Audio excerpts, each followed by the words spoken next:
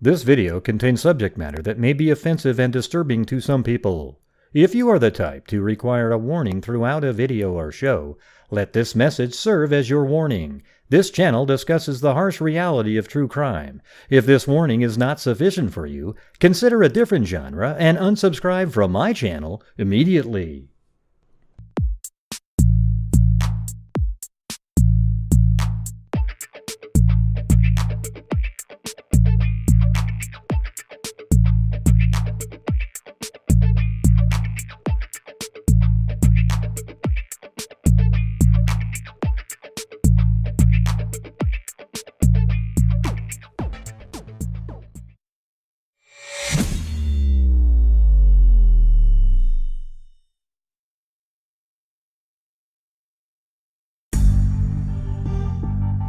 Oh wow, it just kicked in at the end now. And I gotta reset the super freak. Or the stream boss, anyways.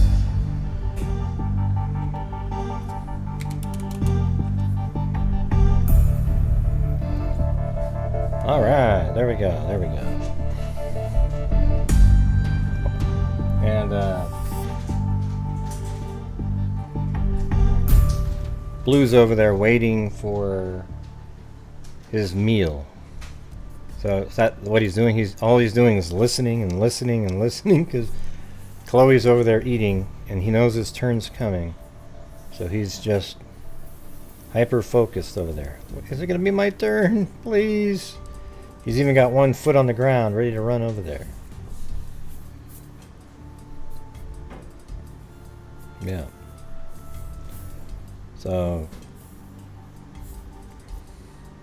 see that? Look at the anticipation. It's crazy. Does Blue get his turn? Not yet. Oh boy.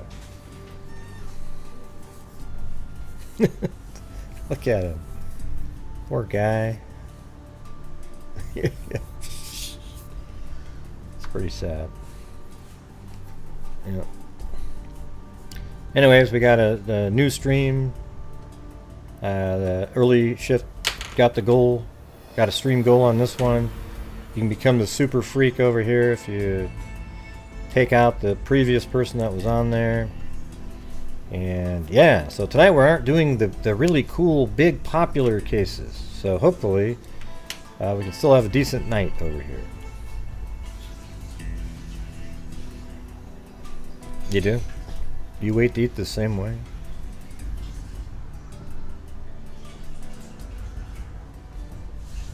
God, look at that. 2 feet on the ground. He's ready to go. Is it coming, his food, or? Everybody's watching him like, what? Yeah. Anyways, forget it. We'll get on to something else.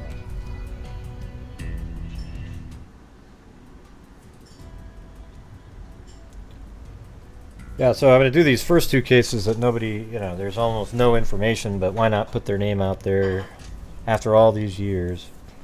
But there's almost no information on 2 of them. And then we'll do Katie Schneider and then Kurt Sova. It feels like I've done Kurt Sova before, but I can't find, or at least I know I've seen him, his picture, and looked at it before, but I can't find any videos or Google Earth references, although there is a certain period of time that was removed.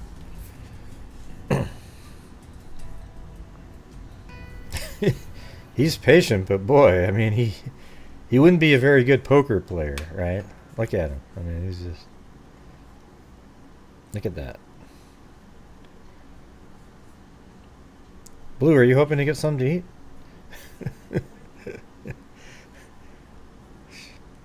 That's hilarious.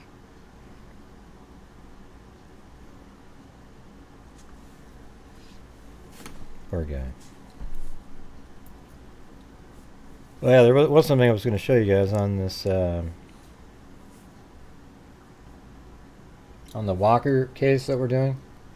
They have this map that they show, and it's actually kind of difficult. I wasn't able to figure out where she was. Let me show you this thing. I thought I had the right spot, but Then it got confusing.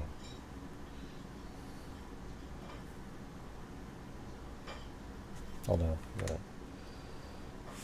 Where is that thing? There it is. I'll just show you on this one. So look at the map that they have and law enforcement has is this one right here. So see that shape right there? I wasn't able to find it. That looks exactly like this in 1994. Can you see that? The little blue line right there, that's the creek. That's exactly what it looked like. But in today, it doesn't look like that. So I just went back. I was looking at this going, that doesn't look the same at all. Look at this, how it goes down and up. And this just goes straight across. But I was zooming in a little bit, and you can see it's like one of those oxbows where the river used to go like this back in 1994. Then over time, the water eroded this bank, and eroded the inner bank over here, and then it cuts it off. And then eventually the river changed course and went straight. And then when it went straight, it actually cut off. So there's the river right there. Can you see that? And then it went like this, and then almost immediately severed off the part of that part that sticks out. And so it used to go up here, and then it went right through there and then down. So then it was like, oh, okay. So I am in the right spot. So apparently this is where where they found her body after she drowned or whatever the hell happened out there. So it was on this little side road right here, and then I guess this right here is where the officer went. So he sort of pulled off the road here and then drove down to the beach here, or I don't know if that's where he drove down to, but this is where she was found, and apparently this is the last known place or something like that. And it's weird because I don't know, is this where they would have set up on that side of the creek where you set up shop, and then she's found down here? I don't know. Kind of a weird one.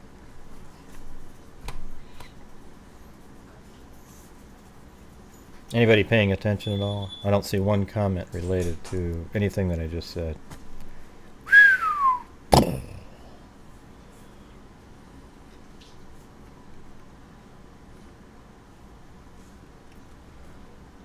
Let's see. All right. So we'll just do the James Hennig from 1970. Just some, like a college student. All right. So here we go. This is back in 1970. It's kind of an interesting little, even though it's really short, it's sort of interesting anyways. So this is in Milwaukee. A cab driver at first thought to be, let's see. Yeah, so this is something different, actually. I mean, it's a cab driver at first thought to be a heart attack victim was shot to death early Thursday in his first day on the job. Claude Carroll Jr., 47, was found in his cab after it went out of control and struck an embankment. Dr. Helen Young, Milwaukee County medical examiner, said she had determined that there were 2 gunshot wounds to Carroll's head and neck. A witness who told of seeing a cab go out of control said he saw no passengers in the vehicle. Nothing in the cab seemed to have been disturbed, and the meter was running. Right, then we move forward here. Let me get my music playing again. It turned off. And this is on the 19th of October. Police were seeking leads Sunday to help solve the slaying of a University of Wisconsin Milwaukee student whose body was found floating in the Milwaukee River Saturday with a bullet wound in the head. The victim was James E. Hennig, 20, a sophomore in business administration at the university. Police said Hennig was reported missing October 10th. So if you go back to the previous article there, this article is on October 9th, and apparently the cab driver and James were shot on the same night.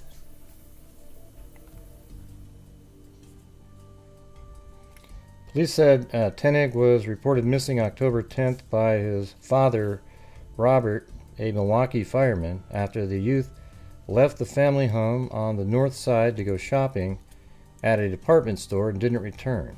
And then it says, the elder Hennig found his son's car in the store's parking lot the next day with the light and ignition switch turned on, but the battery dead. The medical examiner's office said Hennig had been shot just in front of the right ear by a .25 caliber weapon. The body had been in the water for some time. The body was discovered in the river by a passerby walking his dog along the riverbank. Yeah, so then there's one more article after that. That's the one that was interesting. It said FBI to compare slaying bullets. Police have sent the .25 caliber bullets used in 2 recent slings to the FBI.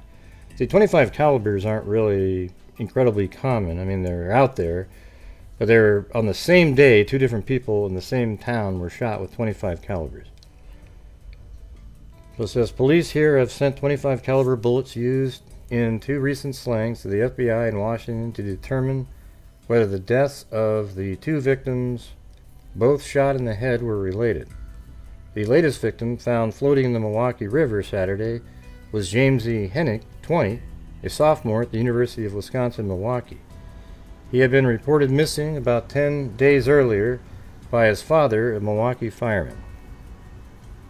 So it says, killed the same night, Hennig had been shot once in the front of the right ear. The .25 caliber slug was recovered by a medical examiner's office.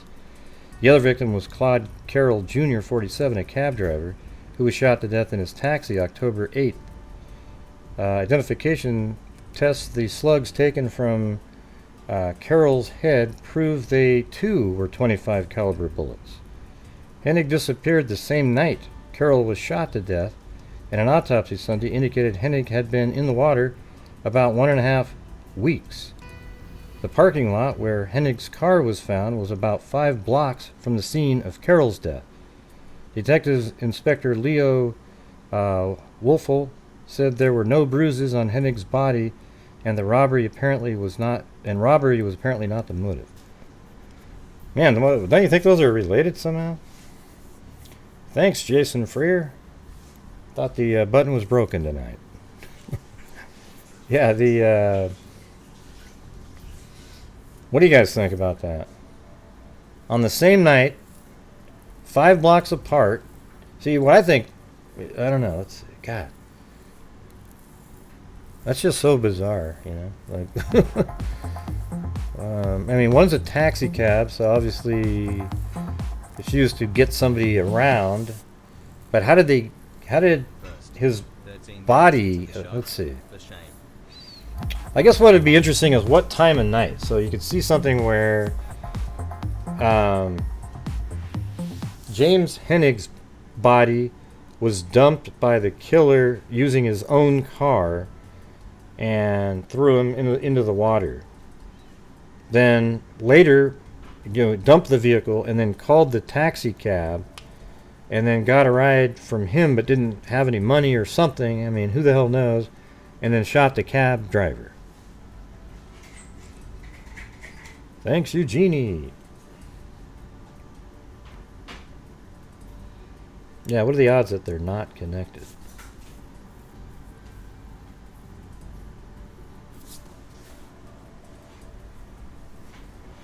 Isn't that amazing, you guys? Like, we have as soon as you switch off the topics of the really big case, look at that right now. 210 people, when you get 500 if you just mention the other ones. It just drives me nuts, man. It makes me just absolutely want to bail on this whole thing. I mean, it's been, it's fun and everything, but, good Lord, like, unless you sell your soul and cover the same freaking, yeah. So anyways, I think this is, it makes you wonder, is there more people killed with a .25 caliber, or is this like a one-off night where this person killed him and then he killed somebody else in his getaway attempt? Mm-hmm. Yeah, I cover all kinds of different cases over here. Sometimes when there's, something I wanted to do the question and answering thing on the Koberger just because I haven't done it yet. In the process, I was able to kind of, you think more about different things. And then, right back to what you're doing before. But you can even see in here, like even the start of the show, look at how slow this is, Like we're looking at, there's 203 people watching now because it's not quite the cool shit that everybody... Thanks, Danielle. Yeah, let's see.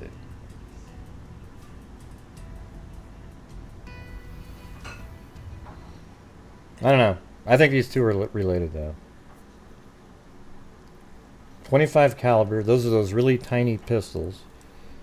Same night, 5 blocks from each other. I think the odds of those not being related are way lower, right? Thank you, Tawny Lee.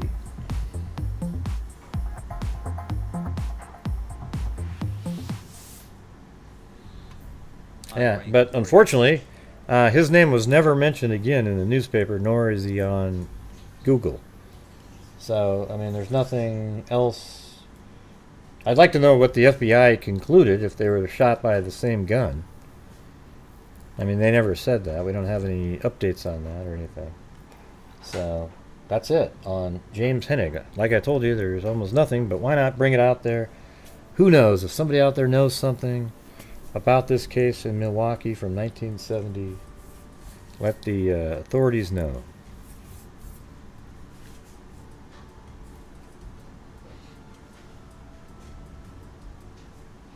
And this one's even less information. Okay, this is 1980, September 27th. Lorane Larkin. Now, it could be that they spelled Larkin or Lorraine differently in some articles. I just didn't see it. And this one's in Fort Worth, Texas, and this is it right here. Isn't that crazy? That's all there is right here, this little tiny portion. So it says, Fort Worth homicide detectives were called in Tuesday to investigate a 50-year-old Southside woman's disappearance this weekend. Lorane Larkin of 1113 Garden, the mother of 8 children, told 2 of her daughters about 9 p.m. Saturday that she was on her way home. She never showed up. On Monday, relatives found Mrs. Larkin's car abandoned in the 4200 block of Avenue M. In the trunk of the car, police found Miss Larkin's purse and a pair of shoes she had been wearing when last seen. We have no reason to believe it is anything other than a missing person at this point, one homicide detective said, but we're looking into it with some degree of concern. 2 of Mrs. Larkin's daughters, June Ashley of 1025 East Cantley and Charlene Sanford of 2610 Bengal, said they suspect foul play. The pair said their mother never would have abandoned them. Mama wouldn't leave us like that, Miss Sanford said. Miss Larkin was wearing a hot pink jumpsuit and maroon shoes. Miss Ashley said Miss Larkin, nicknamed Sweet Louise, is about 5'6", 160 pounds. She has a gold front tooth and gold-plated lower bridge work, Miss Ashley said. I think she was found, though, later. Hold on.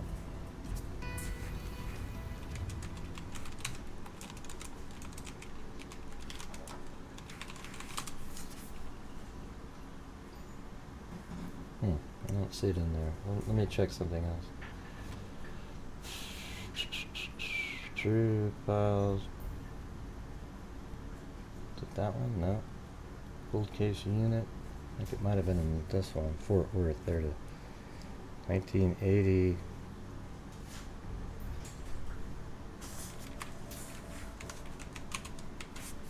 Yeah, right here. So all it says, Lorane Larkin was reported missing on August 25th, 1980. On September 27th, 1980, Lorane Larkin was found deceased behind a vacant shopping center at 4800 East Berry Street. She died as a result of blunt force trauma. So isn't it amazing, like a story like that almost has nothing in the papers, you know? Let me try it. Let me give it a shot. Let me try it a different way. Lorane Larkin.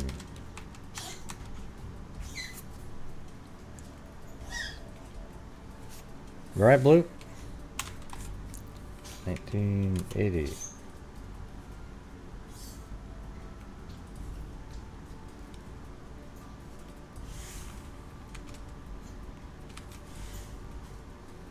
Yeah, see? Doesn't never show up again.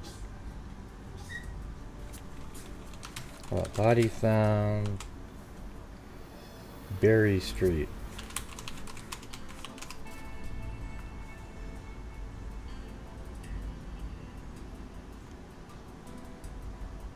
Wow, it's the same date even. Look at that. September 27th, but that's in Virginia.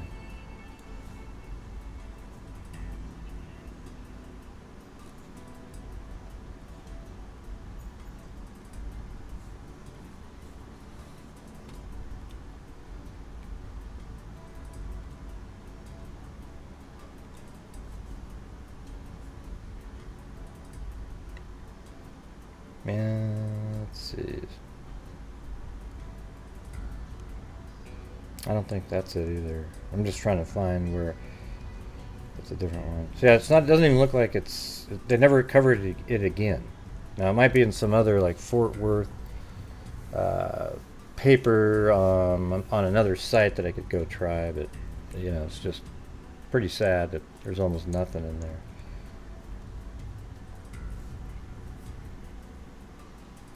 Yeah, of course you wouldn't hear of it. None of these ones are ones that people talk about. Yeah. Unfortunately, some of them have almost no information. But hey, why not bring their name up again at some point after all those years?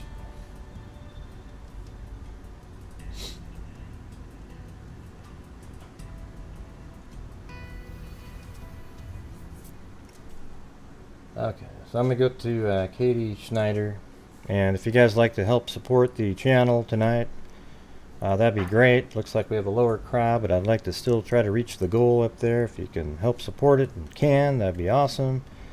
Thank you for being here. And yeah, I mean, it helps, allows me to keep doing these shows. And then at the end of the month, we donate a lot of money to various charities and our DNA database.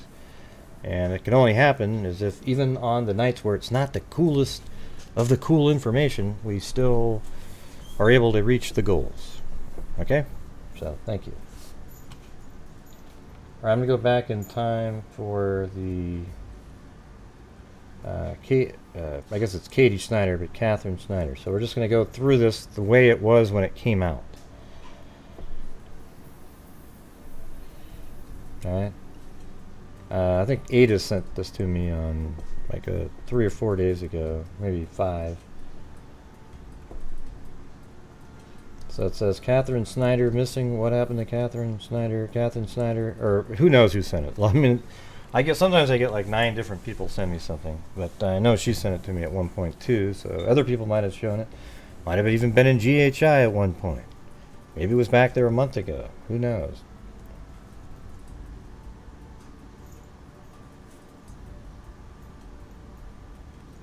Oh, yeah, I guess so.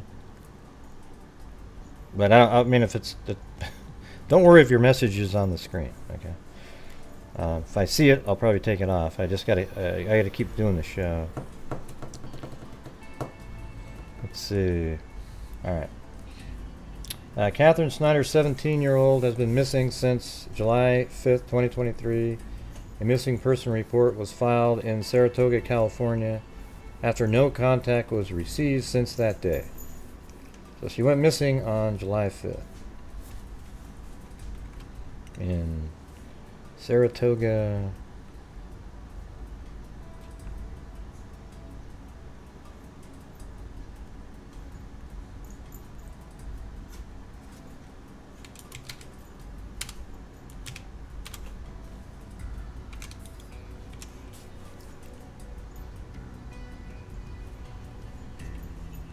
Let me put it in there, Katie.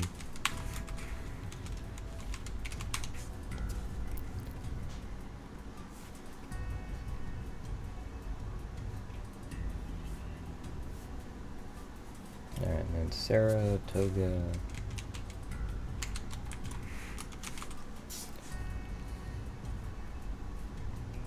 California.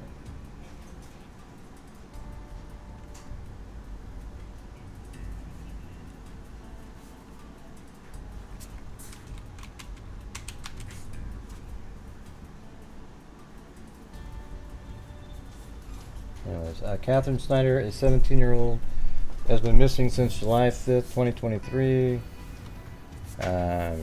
Let's see. A missing person report was filed in Saratoga, California, after no contact was received that day. Thank you, Christy Kazi. Stay informed about the latest developments, discover intriguing facts, and gain valuable insight through engaging whatever. On Tuesday, July 5th, 2023, Catherine Schneider, a 17-year-old individual, was last seen or heard from. After not receiving any contact from her since that day, a missing person report was filed in Saratoga, California. Thank you, Mag! To alert authorities and seek assistance in locating her. It is worth mentioning that she may also go by the name Katie. A missing person report is a formal notification to law enforcement agencies when a person's whereabouts are unknown. Yeah, I think we know that. When someone goes missing, their family, friends, or concerned parties can contact the local police. In this case, since Catherine Schneider is a minor, her age makes the situation more urgent, and authorities would likely mobilize resources promptly to find her. The mention that she may also be known as Katie expands the scope of the search. Let's see. It almost feels like this is like an AI type thing here. Since the disappearance of 17-year-old Catherine Schneider on July 5th, the community of Saratoga has been filled with concern and worry. Yeah, that sounds. I think this is like almost feels like an AI written. I'm not even gonna read this one. It's weird. That's strange. That's a strange wording on there. So we'll just go to August 5th here. Today, August 5th, 2023, marks the 1-month anniversary of the disappearance of our beloved 17-year-old child, Katie. We reported Katie's disappearance immediately to law enforcement and have subsequently followed their guidance and direction. We continue to work closely with law enforcement and have delayed going public in part because we wish to honor their efforts to find Katie. At the same time, because Katie is shy, introverted child, we have tried to protect her privacy and to do whatever we can to find her. As we continue to work alongside law enforcement to locate her, we ask that all tips about Katie's possible whereabouts be directed to, and the number is 408-808-4431. Thank you for continued kindness and compassion during what has been a challenging time for our family. I think that's her right there. Yeah, right? Maybe she wants to go outside. I know, I'm going. She's crazy. She just went outside. A teenage girl has been found now in the Santa Cruz Mountains. Catherine Schneider of Saratoga has been missing now for more than a month. Her family says deputies found her white Honda Accord empty near Castle Rock State. Would anybody mind if I just get through the story on my own? Without people jumping in? Yes, we all know. It says even in the description. She was found, okay? We get it. Can I go through it so maybe we can find something in these early articles? Would that be okay? It's bizarre how people it's like they're so antsy to throw out the information. Like they want to let everybody know that they know already. Okay? It gets really old. Okay?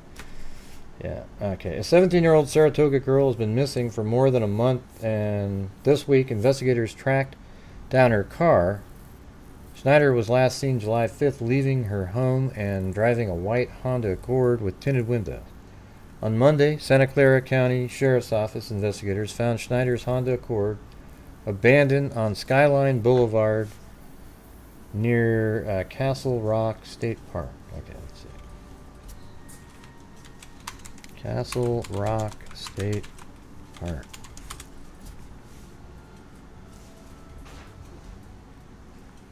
And then Skyline.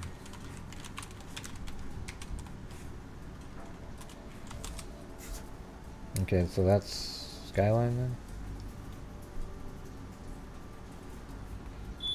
Yeah, so basically, it looks like she just kind of came here, probably, you know, in the parking area here, I would imagine, you know, like, probably right in here.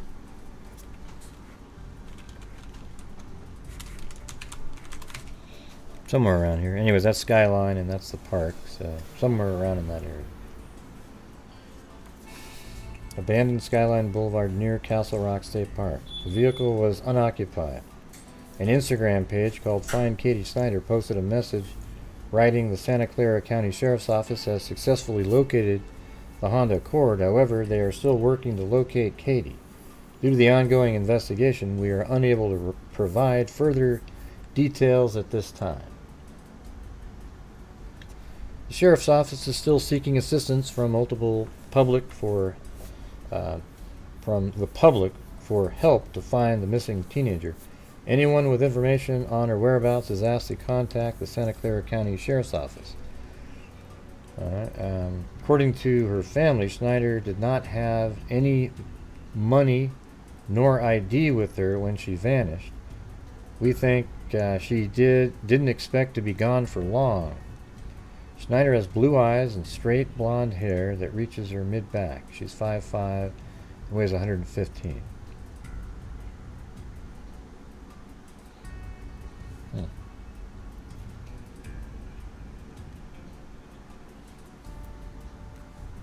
It's weird how she's shy. It seems like she would be really, like, I guess, you know, being shy has nothing to do with how pretty you are, I guess.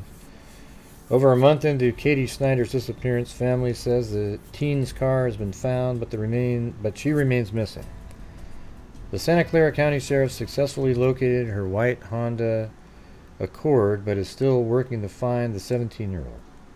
The update was posted Monday, but they said they could not give details about the discovery due to the ongoing investigation. Schneider's mom shared a photo of her daughter on Instagram, marking the 1-month anniversary of her disappearance. We continue to work closely with law enforcement and have delayed going public in part because we wish to honor their efforts to find Katie. And that's where that article is. Also known as Catherine, she was last seen leaving her home on July 5th, driving the white Honda. Family said she didn't have a phone or any electronics with her. On July 5th, surveillance video captured her car near Castle Rock on Skyline Boulevard in Los Gatos. On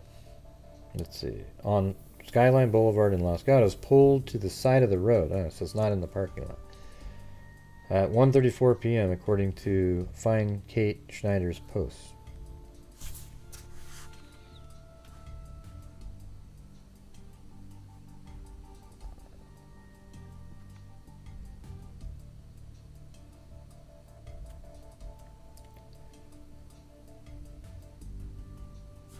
All right, let me check something out.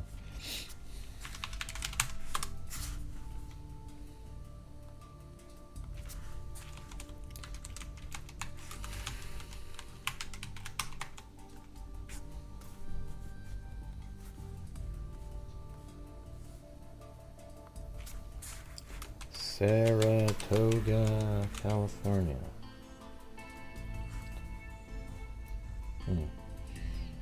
Yeah, I don't think that's her name.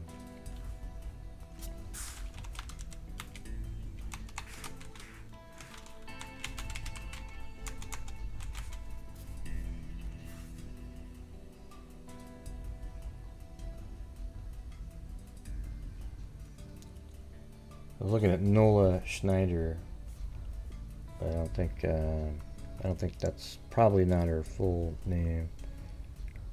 Right there.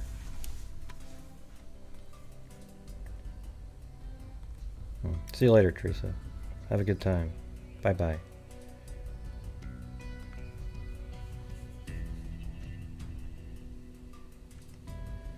Let's see. On July 5th, surveillance video captured her car near Castle Rock on Skyline Boulevard at 138. Individual resembling Katie got out of the driver's side and briefly disappeared from view, the post continued. That person got back into the Honda Accord at 1:41 p.m. and drove in the same direction. Schneider is 5'5" with straight blonde hair and weighs around 115 pounds. The sheriff's office confirmed to KTVU Tuesday afternoon that her car was found Monday on Skyline Boulevard near Castle Rock State Park. The vehicle was unoccupied, they said, and there were no further updates.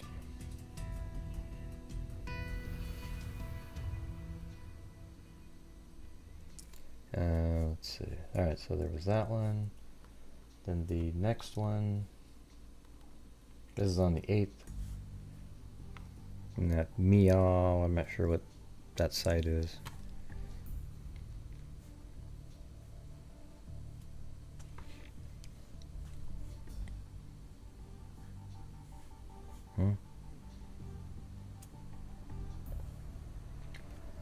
Well, I was talking to my boss today, if you guys are talking about AI still. He said it's absolutely going to be, a real thing coming up, so. I would invest in NVIDIA stock if I was you guys. I mean, that's just I'm not a financial analyst or anything like that, but that sounds like one that might actually do pretty good. It's the leader in AI, so if I'm not recommending anything, but I'm going to try to do it. The family of Katie Schneider claims the teen's car has been located, but she's still missing more than a month after she disappeared. As per the family posts on social media, the Santa Clara County Sheriff's Office found her Honda, but are still looking for the 17-year-old. The latest information was published on Monday, but they stated that owing to the continuing investigation, they were unable to provide specifics regarding the discovery. A month after her teenage daughter went missing without her phone, her distraught mother, Nola Schneider, has begged for assistance in finding her shy, introverted daughter.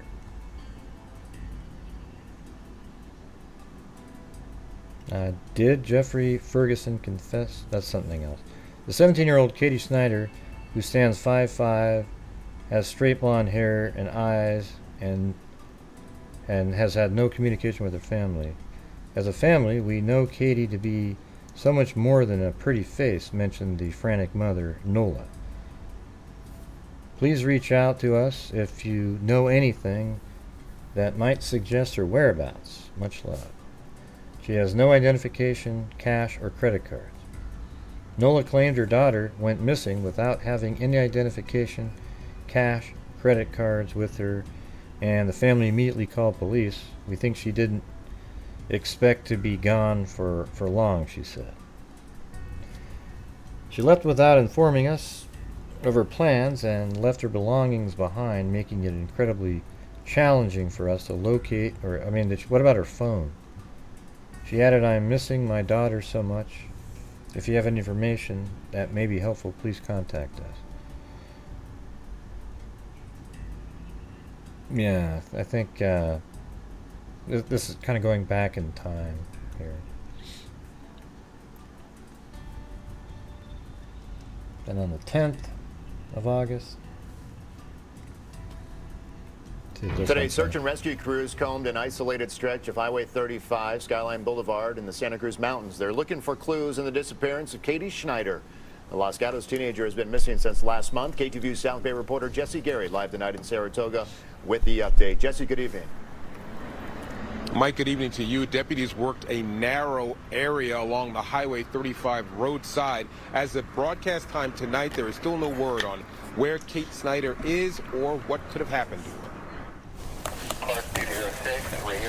Let me know when you get there. Since 6 a.m. Wednesday morning, multiple search and rescue deputies from Santa Clara, Santa Cruz, and Monterey counties working a steep and rugged area along the southbound lane of Highway 35, a mile east of Castle Rock State Park. Investigators believe Katie Schneider went missing here. A lot of people are very concerned. I've gotten emails, I've gotten a lot of calls. As a city council member, I've gotten emails from people that I never even met, and they're like, please help us. Santa Clara County Sheriff's investigators say Schneider's car was recovered in this area Monday, and searchers believe there is damage on the brush and rocks from a vehicle. Search dogs supplemented ground efforts to find clues. The 5'5", 115-pound Saratoga 17-year-old has been missing since July 5th. Sheriff's deputies say Schneider was last seen leaving her home, driving her white 2019 Honda Accord with California plates. Her mother, Nola, via social media, thanks followers for their unwavering love and support in the search for Katie. Several platforms have been created so people can share tips and information, and flyers have been put up on some doors and windows in this Tony's South Bay suburb of 30,000 people. Anytime that a child or a young person disappears, it just breaks our heart. I mean, many of us have children, and mine are all grown now, but it just breaks our heart. And so everybody's pulling together. I mean, the minute I saw the sheriff's post, announcement, I put up a sign making sure that everybody's aware so that they can start paying attention. That's her vehicle. And we put the description of Kate Schneider and the vehicle description up on our website, ktvu.com. Take a look at that. If you have any information, you're asked to call us. All right, on the 13th. So then it says, human remains belong to missing Saratoga teen, mom says. We have an update tonight on the search for a Saratoga teenager. Loved ones of Catherine Schneider say they have been informed by the Santa Clara County Sheriff's Office that her remains have been found. They did not indicate how the 17-year-old may have died. The Sheriff's Office announced earlier today that human remains were discovered near Castle Rock State Park yesterday. That's near the area where Schneider's car was located last week. Schneider was last seen leaving her home on July 5th. What remnants? What are you talking about? The body of a missing Saratoga teen was found near her recently discovered car about a month after her disappearance. The 33rd annual San Jose Jazz Festival is wrapping up. So what's weird is if her car was recently discovered, I mean, where was it for the whole month prior to that? Where was it before that?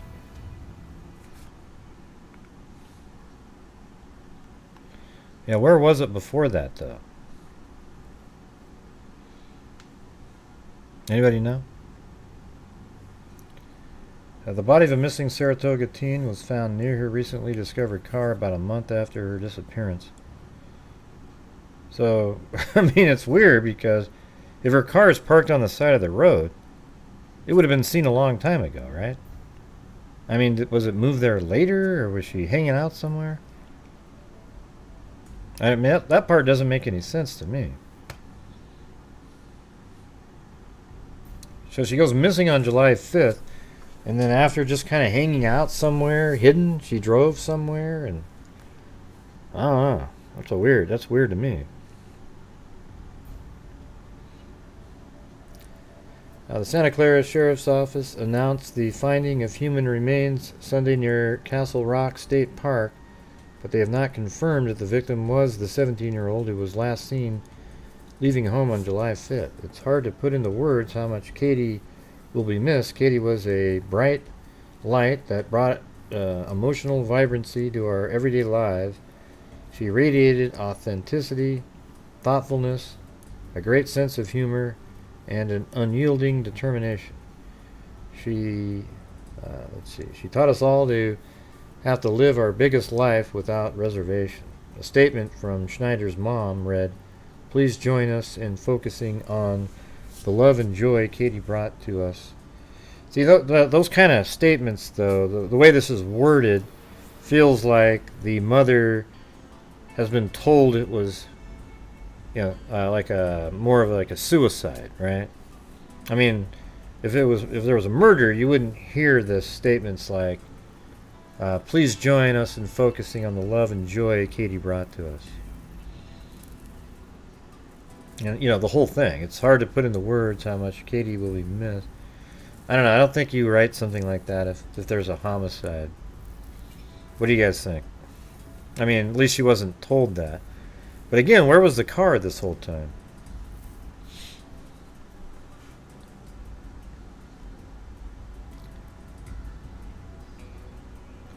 She said her mother reports the exact circumstances of her daughter's death are under investigation.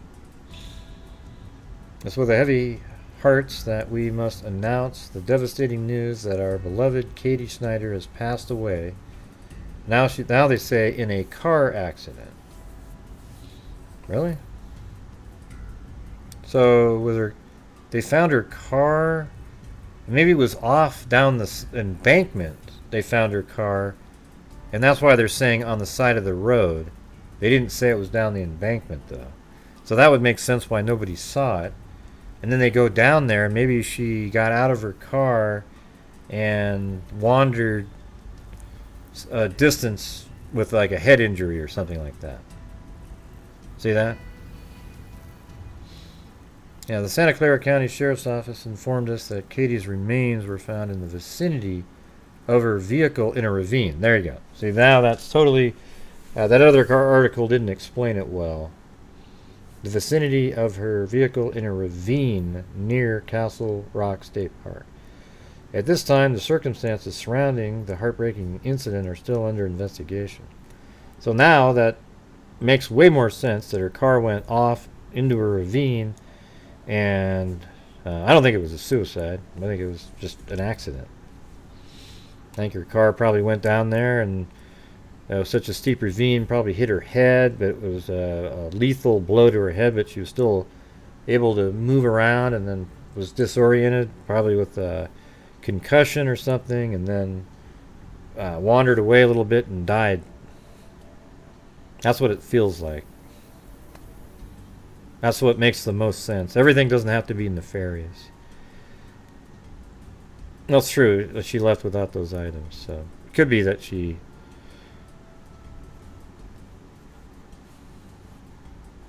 it could be that she intentionally did that, or... I don't know, it just seems kind of weird to go off the side of a ravine like that. I mean, we could just take a look. You know, there's steep ravines on the side here. Or actually, like here, you know. I mean, look at that spot.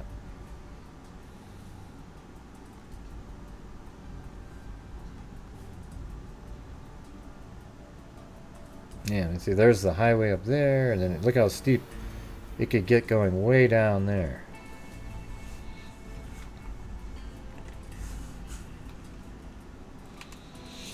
Yeah, I mean, she could have intentionally driven it, you know. But this is also a pretty windy road as well. So you could see somebody...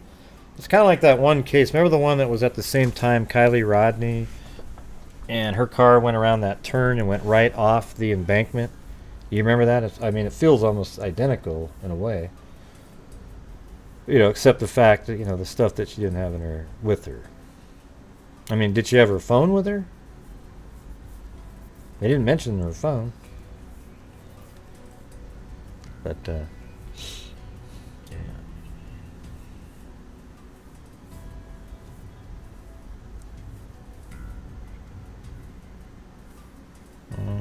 Yeah, I don't know. Yeah, I mean, either way, it was just a really sharp turn. Doesn't really matter.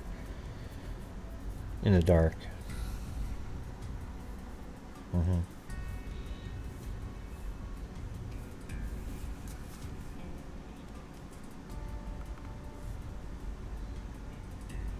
There's always a but. Jeez. Human remains were found Saturday near Castle Rock Park during a search for a missing Saratoga teenager. Santa Clara County Sheriff's Office officials said the county medical examiner is investigating to determine the identity of the person located. Catherine Schneider, 17, went missing. Well, it's obviously her. I mean, it was found right next to where her car was found. Sheriff deputies found the unoccupied car August 7th on Skyline Boulevard near Castle Rock State Park. Sheriff officials said Sunday the case is still an active investigation. Catherine is a white female juvenile with straight blonde back length hair and blue eyes. She's approximately 5'5" and weighs about 115 pounds. Yeah, so anyways, obviously she's found. I mean, it's her. And the mother says it's her. That means she's been told it was her. And she was probably pretty decomposed if you're looking at a month and almost 5 weeks in the summertime. The mother of a missing California teenage Katie Schneider, who was last seen on July 5th, said she believes her daughter was found dead in a park over the weekend. Officials found human remains near Castle Rock Park in Los Gatos, California on Saturday, and the Santa Clara County Sheriff's Office said the county medical examiner has not yet determined the identity of the person located. So, the mother said it's her, so. Well, thank you, Kelly Schneider. Man, I'm not sure what the hell, or I'm not Snyder, not Schneider.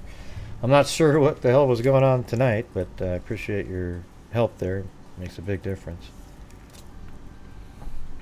Yeah.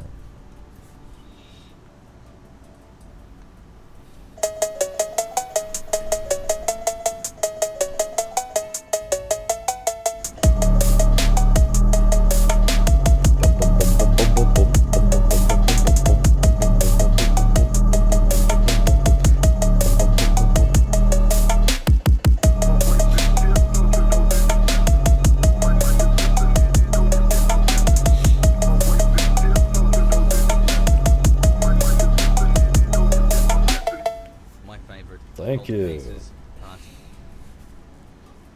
Yeah, I miss the old cases, but as you can see, hardly anybody watches, and the shows are really slow when you cover the old ones. So while you miss them, it's like, do people really, Everybody says that. I love the old cases, Gray. But guess what, everybody? The numbers tell a different story. I think it's pretty obvious. I think if you guys were running, let's say you had a taco stand and you made this amazing, you sell these beef burritos that are really good, they're really good, and everybody's like, oh my god, there's all these people buying. Everybody's excited, buying, they're giving tips, and they're doing everything. Oh, great. Then you go back and you say, yeah, but we used to always like to eat these, just a plain taco, and then you see the numbers, like 4 or 5 people buy the tacos. They're like, yeah, I like these and everything, but do you keep just selling the tacos? Do you, or? Yeah, right. They do, but the problem is that you can see the numbers are totally different when we cover something that's not mainstream interestingness, whatever the hell that term is. Hey, thanks, Snarky Cinderella. Yeah, and I just think it sucks, because we used to just do whatever, and it was always good in here, no matter what.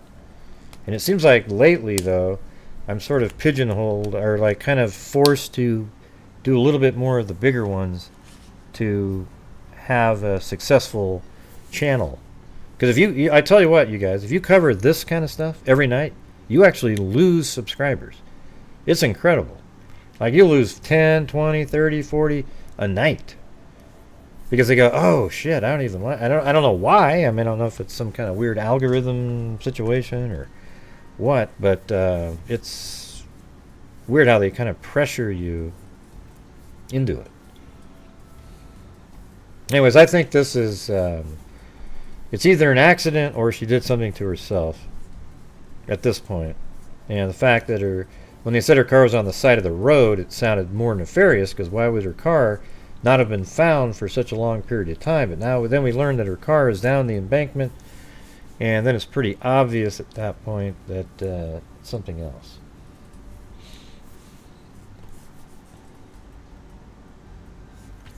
And by the way, your Snarky Cinderella, your super chat didn't add to the stream goal for some reason, but I can see it over here.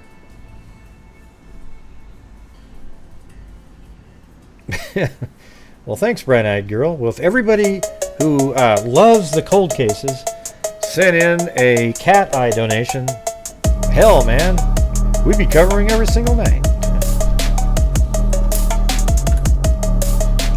I think what sucks is how little information there is on some of the cold cases. Like, why wasn't there a follow-up on the first one about the FBI and the .25 caliber? Love covering cold cases. Thank you.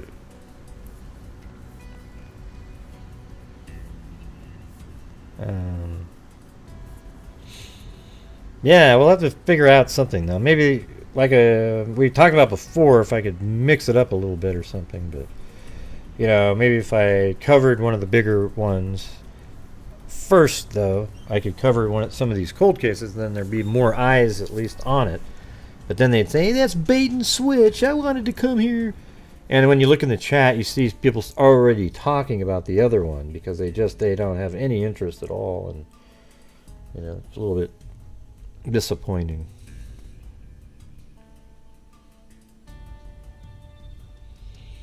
Yeah. Yeah, I just have that video that I was working on. I'm just going to put that one out, and then the next Koberger thing we'll do is when there's something like a big revelation of some sort, or a document that's worthy of going over. People do these shows where there's the new document dump. Koberger's toilet seat changed. Oh my God, a whole show on that one. Well, he had too large of a toilet seat. His ass is a little bit thin, so his butt would actually touch the water when he turned on the toilet. And as it swirled around, sometimes the materials that were in the toilet would actually touch his butt. And then when it would touch his butt, he'd get upset about it and complain to the... forget it. Yeah. Yeah, there's always a story.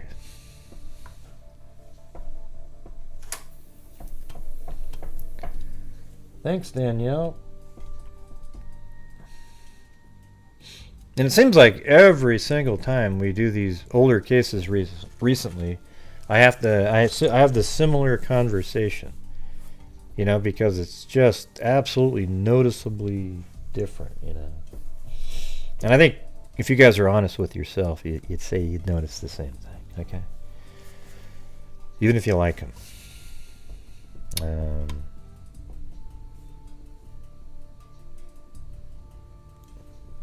Yeah, I mean, I remember when the Molly Tibbetts case, we covered it for like 2 straight weeks. And I remember, this guy said, it's time to move on. And I was like, God, you're so right. But there isn't always something to discuss, There's just one channel every single night. Brian Koberger is the title with some other meaningless stuff below it. And they just ramble on about nothing. It's not even about Koberger. It's just, it says Koberger, so the algorithm will send people over here. Let us thank Gray for his cold cases. Wink, wink. So let's see. Let us thank Gray. What does that mean? Another old GHI freak. Oh yeah? Who are you? Which one are you? Who is another old GHI freak? Well, thank you. Now we got to figure out who you are. Oh, is that who that is? Is that Lady Lektuka?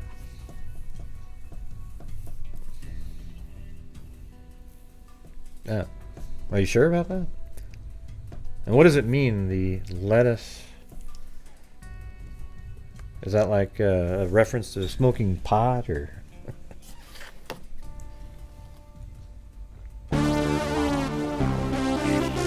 Oh, jeez. Are you guys kidding me? In celebration of the freaks and Gray's hard work for our infotainment. Well, gosh, you guys. Well, there we go. There's the goal. Cash is lettuce. Let's see. Let us thank Gray for...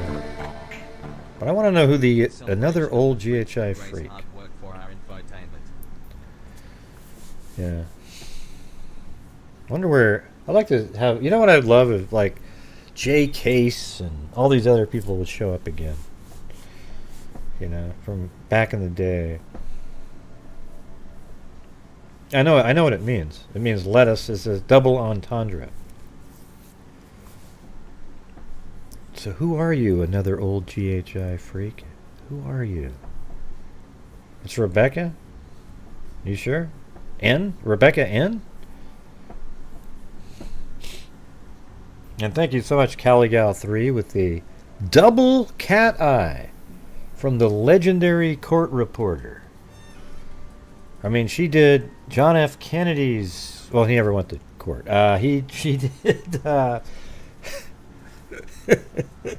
She's not old enough to do John F. Kennedy. Holy moly, girl. Yeah, anyways, thank you so much.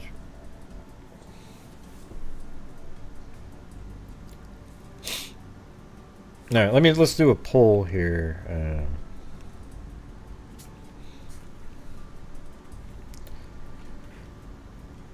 This is just about this case. Accident.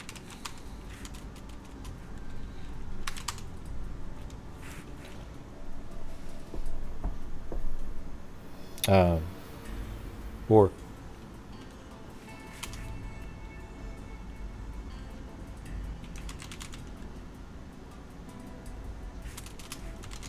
all right. So that's really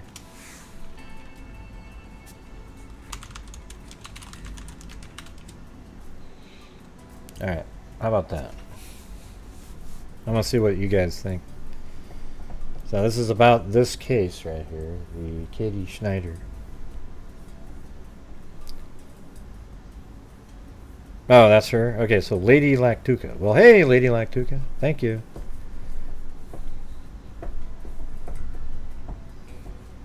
You must be mocking the trolls out there.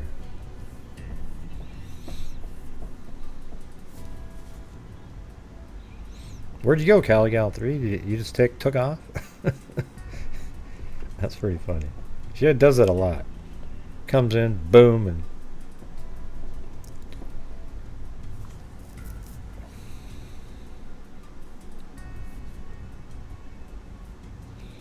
Wild lettuce, she's still doing that. Alright, so it looks like most people think it's an accident. I think, yeah, I mean, what the things that point to not being are, you know, that she didn't take anything with her. But what does that mean? Maybe there was like a... I don't know. Where was her phone, by the way? Nobody's mentioning a phone.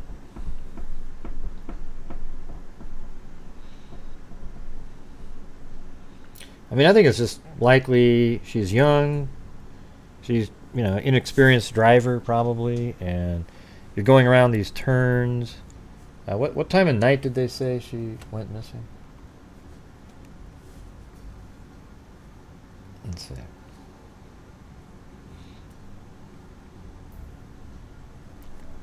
Was last seen or heard from after not receiving any contact from her since that day, a missing person report. When someone goes missing, yeah, I mean, it's sort of a weird... This almost feels like this is written by AI, because it's... You know, I might try. What do you guys think of... You know, like, people have writers, right? What if I did a... let me show you how this works. It's crazy. Look at this. Chat. Open... here, I'll just show you this crap. Watch this. I was actually trying to just figure out, like, if I went like this. Write me a 20-minute podcast on Ed Kemper and his victims.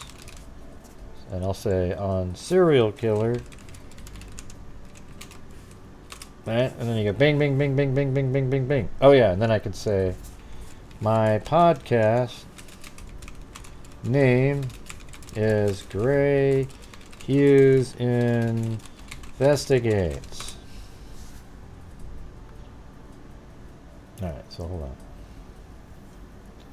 Look how crazy this works though. Watch this.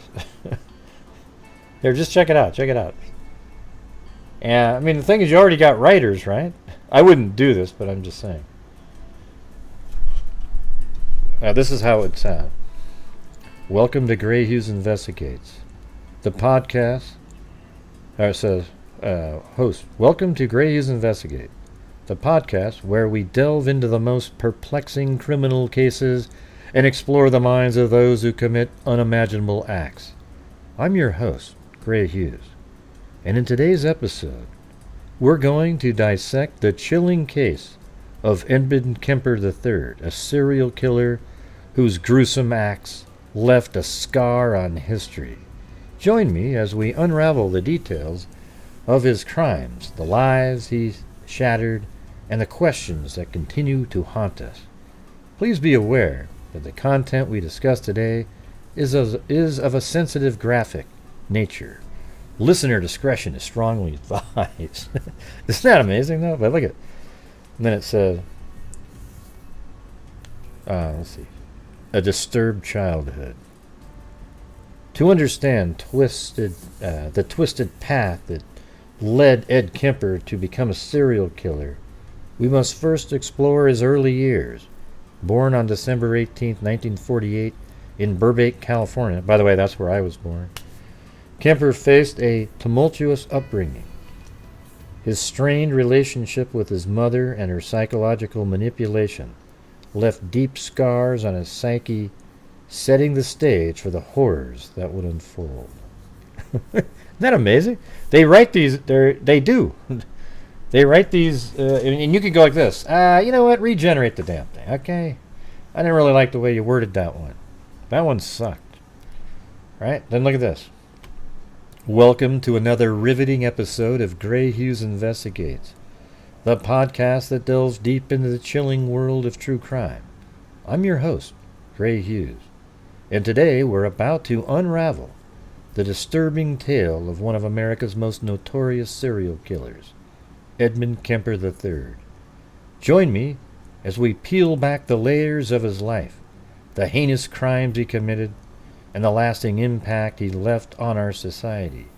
Please be advised the content we're about to discuss is extremely graphic and may not be suitable for all listeners.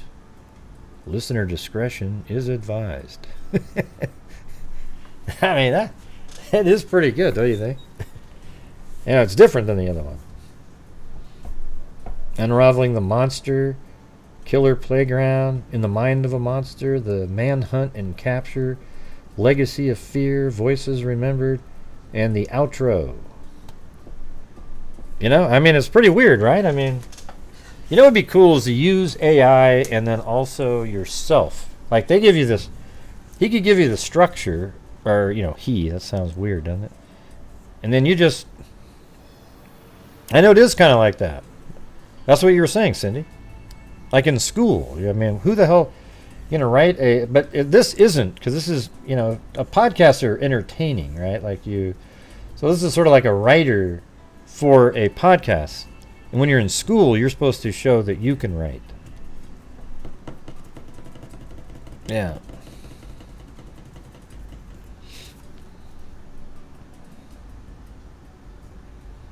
From 1964 to 1973, Ed Kemper embarked on a killing spree that targeted young women.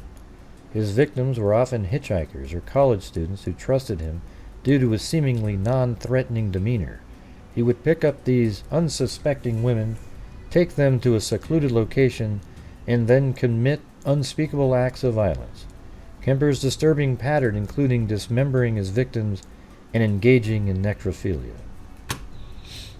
I mean, I don't know, man. I think it would be kind of fun to take an AI script, change it up a little bit, put in the music, the images, and so forth, and see if you can present it in a way that's listenable. What do you guys think? I mean, it's kind of weird, right? I mean, it's strange to, and maybe you could read it. I could read it and then discuss it or something at the end. I don't know.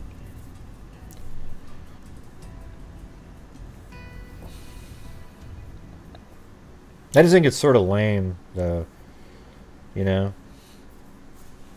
It can't really replace live shows. I mean, you could have an AI character talking and so forth, but I mean, it's not going to replace, like, here we are, we're looking into cases. It's kind of freaky, AI, a little bit. Maybe it will come to life at some point. You never know. Hey, pick a random case in here, you guys. Like some old case that nobody ever really talks about. And let's see if they have it in here. And new chat. There we go, right there.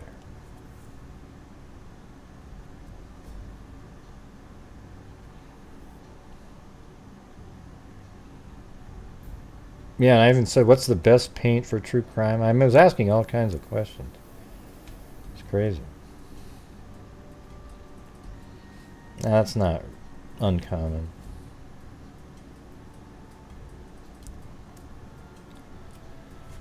Let's see. How about something like... I mean, what does it say for April Tinsley? That's not really a big one. 20-minute podcast on the murder of April Marie Tinsley. Does it know this one? Hope I spelled it right. Podcast name is Grant Hughes Investigates.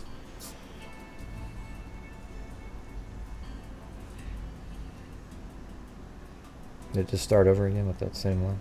Alright, let's see what happens. I know this one. I know, and then you can do that because, I mean, there's AI voices now. So there's definitely going to be these channels out there that, you just take an AI voice and you take a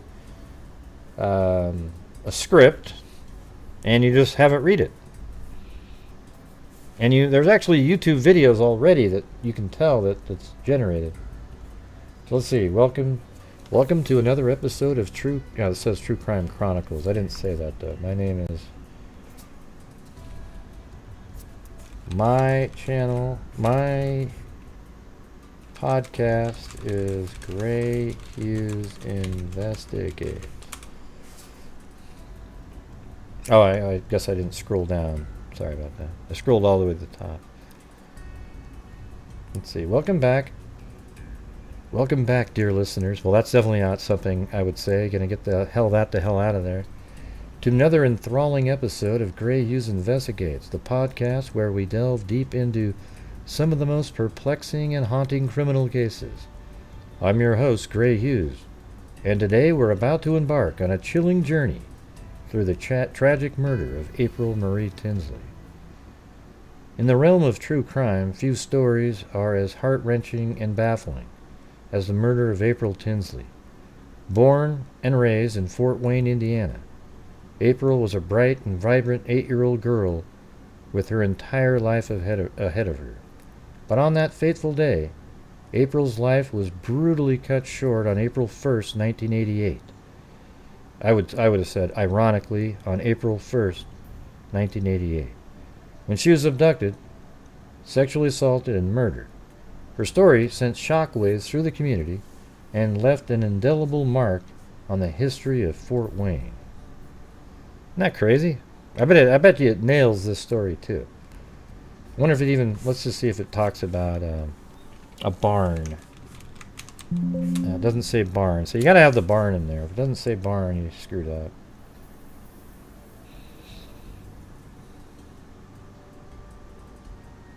It's just amazing, man. They even put the outros in there. So I think, what I think it's good for is it builds an outline for you. So let's say you know the story, and then the AI just completely creates the script, but you go in there and you just write each of the segments the way you say it and add details in that they left out. And then I think you're onto something here. Like, it actually creates the outline and sort of the general flow, when to put in a little musical thing and a thing like, stuff like that. What do you think of that? Use it as sort of a guide to help you put together a more cohesive story. What do you think?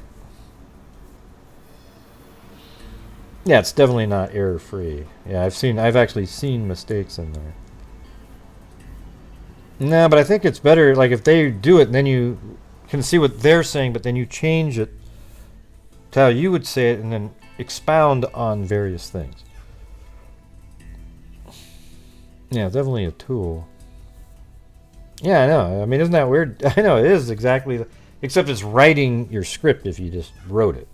I mean, we read articles on here, obviously, right? So, definitely interesting. Maybe I'll try making a video sometime where it was like AI enhanced, like sort of a, you know, it's, I mean, I guess it is exactly like Google. You know, if somebody said, give me the timeline for April Tinsley, and you type it up and there's a website out there that has the timeline and put it all together, well, what's the difference between using that? Right. Okay, anyways, let's move on now. I'm going to move to the... I could just try it on something. See how it goes. And it only goes to 2021. They're catching up. Yeah, and there's also a $20 a month version I might end up getting at some point.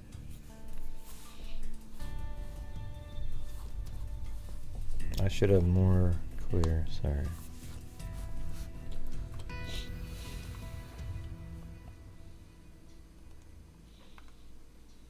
Alright, we're going to do Kurt Sova, okay?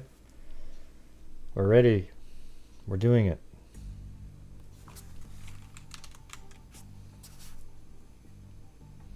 And see, I have him here in, that's right, I do have him in Google Earth, but I can't find any videos on him. So what we'll do is we'll just try to do a bigger, like a better version of it. I couldn't find it on YouTube, so it's gone. So whatever was out there needs to be put back out there, and maybe that's what we'll do right here. I wonder if it knows about really. Let me try Chat GPT. Like Kurt Sova is not a big case, so let's see. Let's see if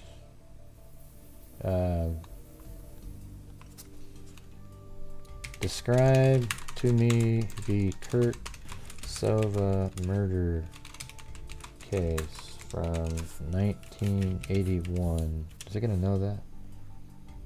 Wow. Actually had that one. I mean, that's pretty weird. I mean, because that's not a really big case at all. Man, look at that. Hey, why don't I read the intro to this, then we'll go do it. Let's see what it says. The Kurt Sova case is not a murder case. It's a mystery disappearance. Oh, good. So I didn't even get that part right. That occurred in, that's right, it wasn't even a murder. Occurred in 1981. Kurt Sova, a 17-year-old boy from Newburgh Heights, Ohio. The circumstances surrounding his disappearance and subsequent death remain unsolved and have led to various speculations and theories. Oh, so he did die. That's what I thought. So why did you say that was... On October 23rd, 1981, Kurt Sova attended a Halloween party with friends. At some point during the party, he reportedly became intoxicated and started acting strangely. It's believed that he either wandered off or he was asked to leave the party due to his behavior. Kurt was reported missing the next day when he didn't return home. A search was initiated involving local law enforcement and volunteers. Just 5 days later, on October 28, 1981, Kurt's body was discovered in a ravine near the party location.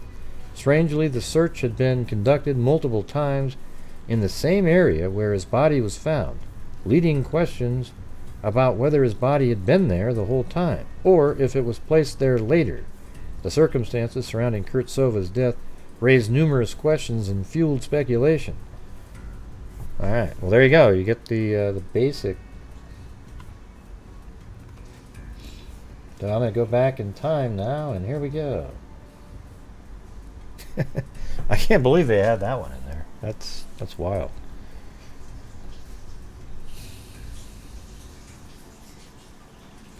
Apparently it has every book ever written in that Chat GPT. Like every literature written thing is in there.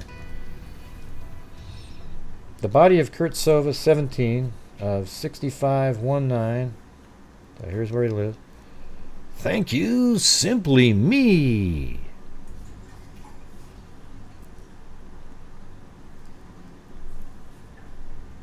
And who is it? Simply Me. It's simply you. Hey, Jen H, if you're out there watching, hope you're feeling better today.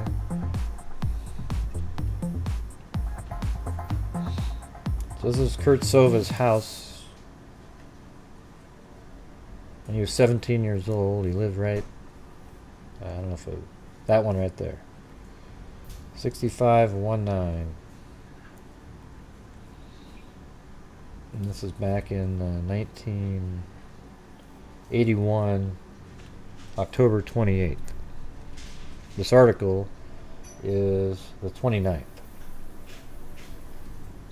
So the body of Kurt Sova, 17, of 6519 Hosmer Avenue, was found last night in Newburgh Heights. The boy had been missing since Friday. Sova's father, Kenneth A. Sova, said his son was last seen about 9:30 p.m. at a party about 4 blocks from where the body was found in a rocky area 3/4 of a mile behind a furniture warehouse in the 3200 block of Harvard Avenue. So that is, yeah, that's his home. And then here's like the furniture warehouse, maybe somewhere around in this area. I mean, I don't know. Let's see what it looks like in 1994.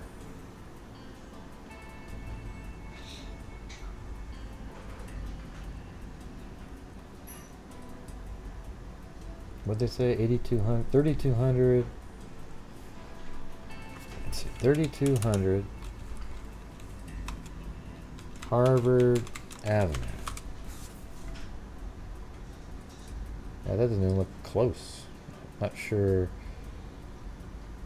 Said his son was last seen. Oh, that's right. He was at a party over here. At a party about 4 blocks from where the body was found in a rocky area, 3/4 of a mile behind a. Let's see. He said his son was last seen about 9:30 p.m. at a party about 4 blocks from where the body was found in a rocky area about 3/4 of a mile behind a furniture warehouse in the 3200 block of Harvard Avenue. Okay, well there's the warehouse, but I mean 3/4 of a mile. I mean, like, what does that even mean? I mean, I know what it means, but it's just, it's not like there's woods over here. So I mean, 3/4 of a mile somewhere around in this area. But that's 3200 Harvard Avenue there. I remember talking about this one time, and it was hard to determine the spots.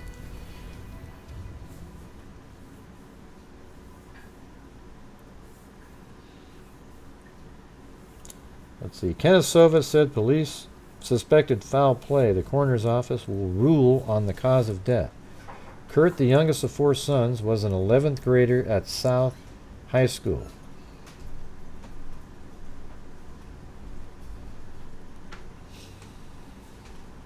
Coroners say waited on cause of boy's death. Newburgh Heights police are awaiting a coroner's ruling in the death of Kurt Sova, 17, whose body was found Wednesday afternoon by 3 boys in a landfill off 3201 Harvard Avenue.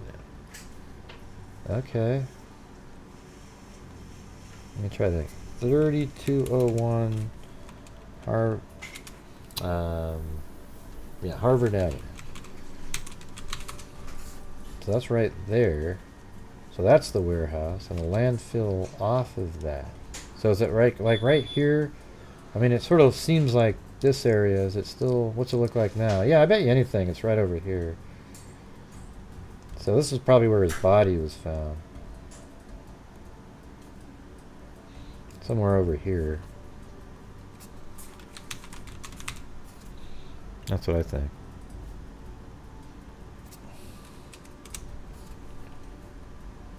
Jeez, what the hell?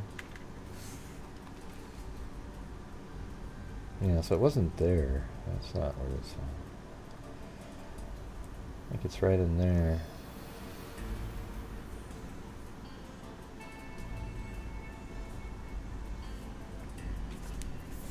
Police in the coroner's office said there was no signs of violence, but so far they have been unable to determine the cause of death. The boy disappeared Friday night. Kurt, of 6519 Hosmer Avenue, had joined friends that evening at an apartment on Harvard, more than a mile from where his body was found. The friends said Kurt was drinking 190 proof alcohol. Police Chief James Lucas said a friend told police he had taken the boy outside the apartment after Kurt became sick. The friend said he went inside to get Kurt's coat. When he returned, he said Kurt was gone. That's a little bit like Kanika Jenkins, sort of, there. She's out in the hall. They went back in to get her stuff, and then she disappeared onto the elevator. Kurt's body was found amid puddles and trash about a mile back from Harvard, police said. Okay, so now we can even further, about a mile from Harvard. So let's see. That is, well, that's only point, see, that's what I'm saying. That's only 0.37 miles there. A mile's over here, where I originally had that thing. And so that just doesn't make any sense why you would point out 3201 Harvard Avenue. Maybe that's where the police parked to go in, but yeah, it's right there. So, God.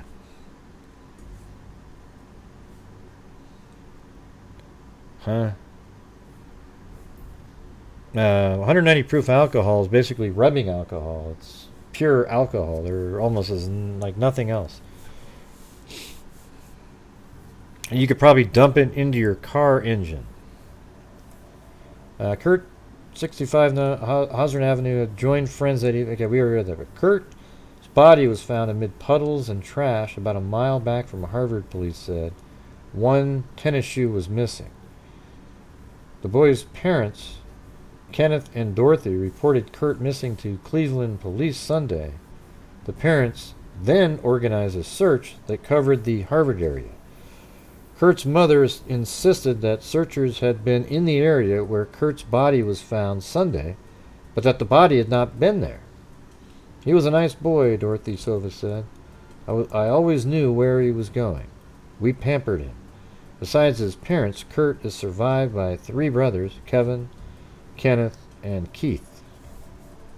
And they're all like 22, 21, 20. Man, she was a prolific baby maker. I mean, we're talking about 22 years old, 21 years old, 20 years old, then a break to 17 years old.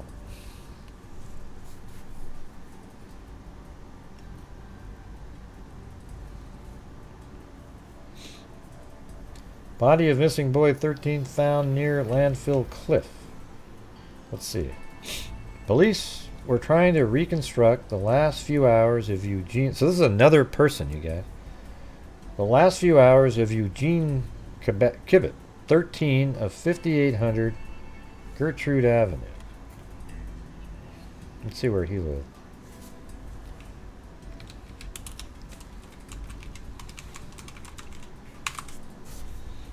Oh, that's kind of weird. He just lives right here. Look where Kurt lives, and look where this guy lives. Or did. I mean, 5800 Gertrude Avenue. Let's see what back in... There it is, 1994. There's a house there. There's even one in 2000. Looks like maybe it's gone by 2003. Oh, there it is. Now there's a house back there. What the hell's going on?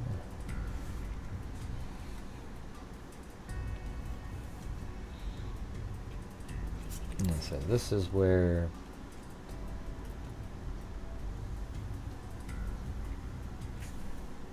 Eugene Kibbitt.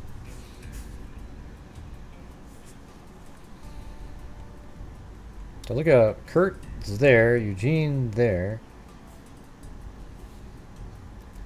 Another youth saw the body at 11 a.m. as he cut through the landfill south of Arco Disposal Inc. at 7720 Harvard. So now again we're on Harvard again. 7720 Harvard Avenue. Yeah, so I guess there was another different landfill over here at some point. Let's see if I go back again to, yeah, I mean, it looks totally different there. Look at that. That's an absolute landfill right there. In 1994, it's still there. And this story is 1982, February 3rd. So.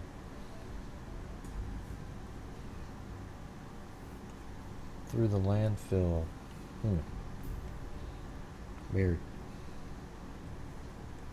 And then now it's, I guess it's still kind of the remnants, but it looks like there's a creek that goes through there.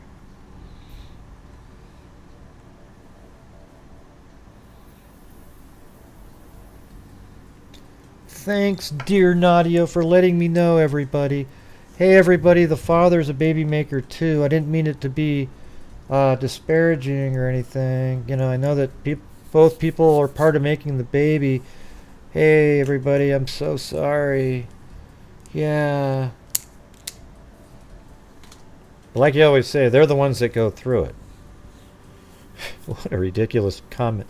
The father was a baby maker, too. Okay, thank you. Oh my God. Anyways, the coroner's office reported that Eugene had a fracture at the base of his skull and cuts and bruises consistent with a fall. A ruling on the death will be made later. Eugene was a 7th grader at Central Junior High School. Allen said he was last seen by his mother, Joan Welsh, at about 8 a.m. Monday. When he left for school, she reported him missing to police when he didn't return home that afternoon. You know what's funny, you guys? Listen to this. When I said, man, she's a prolific baby maker, I thought in my head, I bet there's some sucker out there that's going to go, well, the guy was part of it too. And guess what? There it was, man. I didn't even say anything, though. It's amazing how there's always somebody out there. Always has something. Doesn't matter how you say it, there's always some whiner. Okay, let's see. A neighbor, Cecilia Gailey of 5715 Gertrude Avenue, said Eugene caught the bus Monday at East 57th Street Avenue. Is that... So he lives here. Is this 57?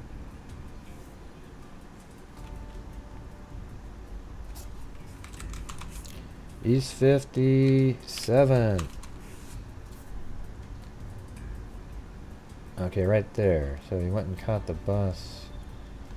So Eugene caught the bus.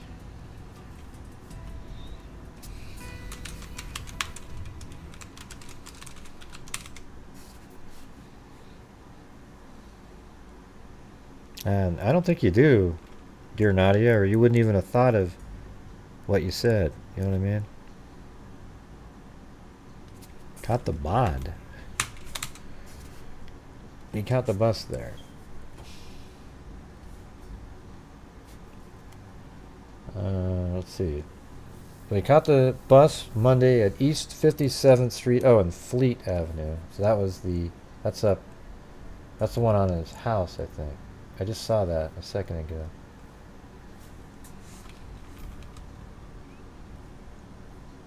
Gertrude, Fullerton, Fleet. There it is.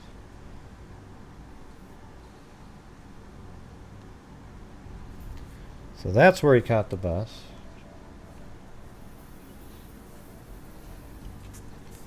For school, but didn't get to school according to what the Kibbitt family told her. Huh.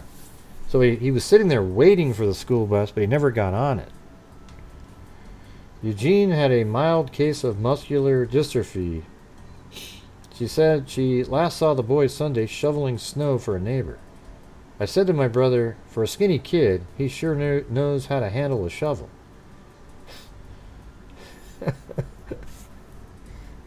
Nobody would ever say that in today's world, right?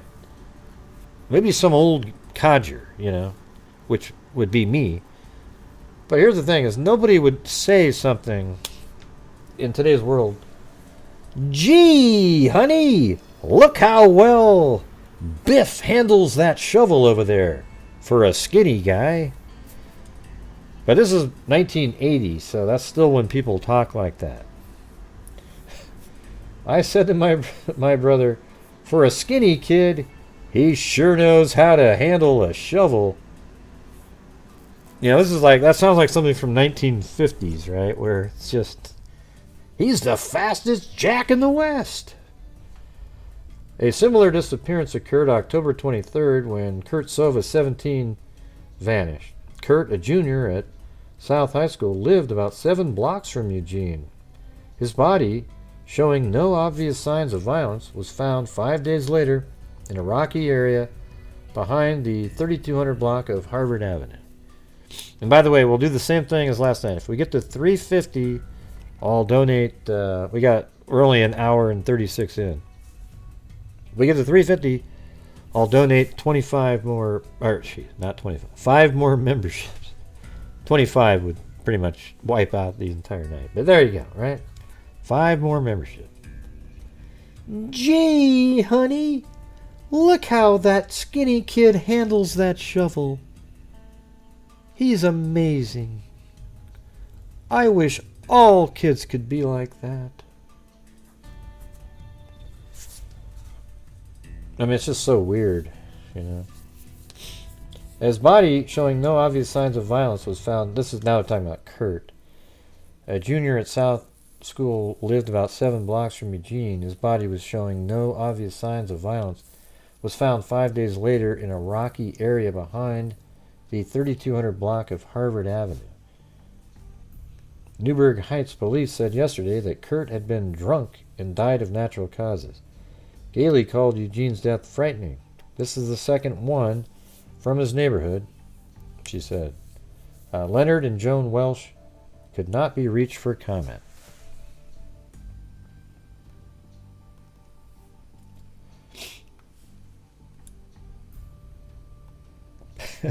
You guys remember the movie Breakfast Club? Remember when Judd Nelson was imitating the Anthony Hall character, how his life was at home? That's what it reminds me of. Gee, Dad, that would be swell. Or, I can't, Dad. I've got homework to do. That's okay, son. You can do it when we get home. Gee, Dad. And then he, remember that? Oh, man, that was awesome. And I think Breakfast Club is one of the greatest movies ever made. Probably one of the least expensive, other than paying the actors. I mean, you're just sitting in a freaking school for like almost the entire time. I bet the budget on that film, in terms of props and everything, was like, you know, $150. I mean, it was. That's not true, Gray. They have to go in there and they have to pay these people. You know, watch this. Here we go. Here we go. I know it wasn't $50. But the thing is, I bet you it was less than $50,000 for all the every little gimmick thing that they did in there. Okay? Now, the actors were sort of like already sort of A-roll young, you know, the Brat Pack or whatever the hell they were called. And so maybe that cost a few bucks. But other than that, man. Yeah, that's true. I mean, they could act, actually. It was amazing. Like, there isn't one person in that movie where you're... I think Ali Sheedy was the worst. I mean, if you were going to say if there was anybody that was the worst. But the rest of them, man, unbelievable. Jeez. When they sat around telling their stories about why they were in detention. I mean, my God, that is some absolutely high-skilled acting there, where it was totally believable. Yeah, 190 proof you can put in your mouth, blow onto a match, and it makes a flame. Yeah. I mean, let's see. We're actually at 295 right now because there's 5 missing. So all we need is 55 to get to the 5 new free memberships. Not that you care about somebody else getting a membership, but, you know, why would I pay for somebody else to get a membership? Just out of the goodness of your heart. That's it.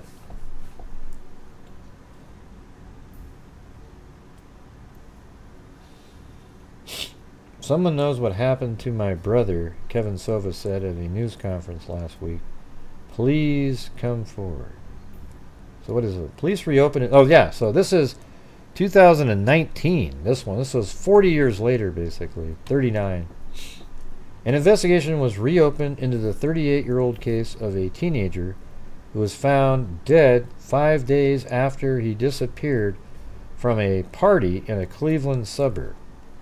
Newburgh Heights Police announced the department will partner with students studying criminology at Tiffin University to find out what happened to 17-year-old Kurt Sova.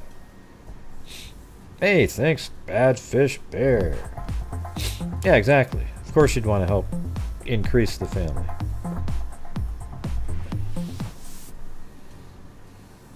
Of course we want to help and bring new family. Yeah. Someone knows what happened to my brother, Kevin Sova said at a news conference last week. So the brothers must be like 59 years old or something. Please come forward. Sova went to a house party in Newburgh Heights on October 23, 1981. He left the party and never made it home. His parents reported him missing to police. And also, where's his other shoe, though? Sova's body was found 5 days later in a ravine near the house where the party was held. A coroner at the time could not determine Sova's cause of death and said there were no outward signs. Well, when they say ravine, I thought it was, you know, it was kind of, the party was at this, I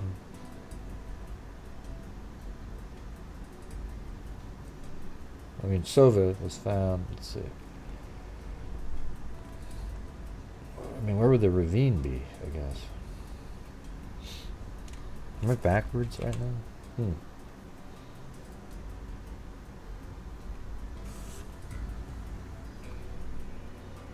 Oh, that's right. Here's that highway, and they're saying it was a ravine.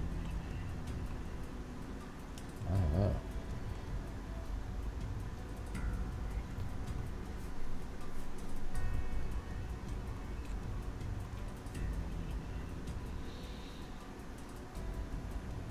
They said there was no outward signs of foul play. The coroner did not determine he died less than a day after he went missing.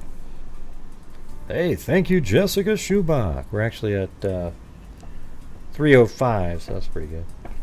Investigators did seem Sova's death as suspicious because his body was found in the ravine after police had already searched there, leaving them to believe someone may have put him there after he died.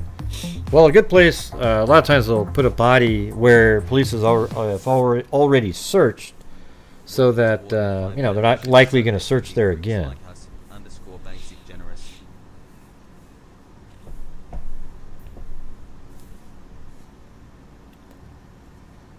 Okay, so we got that. And then July 9th of this year, here's just like the uncovered Kurt Sova. I think this is a podcast, I believe. You can check it out. Maybe they have it mapped out here. Do they got the spot? Let's go. What do they got?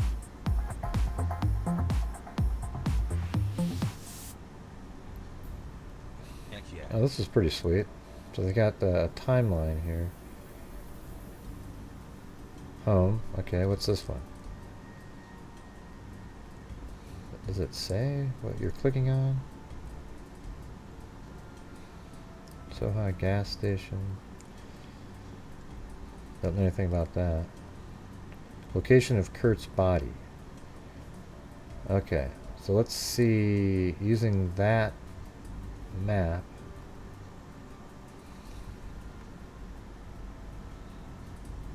I'm going to move it over to the side here.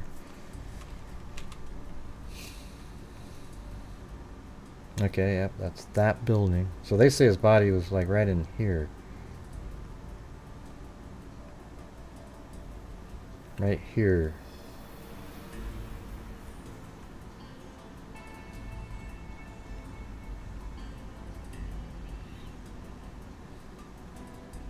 And Carol searches here for Kurt.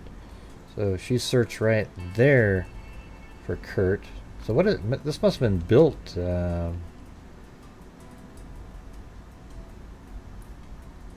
that's 1985. It doesn't look like that's there for some reason. Well, maybe it is. If you squint your eyes, you can kind of. Don't know. And then where was this one?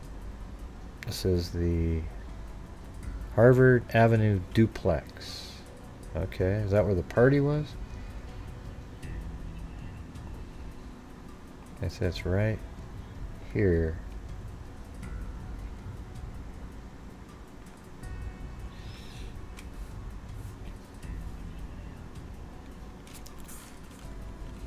Harvard Avenue duplex. Don't know what that means at this point.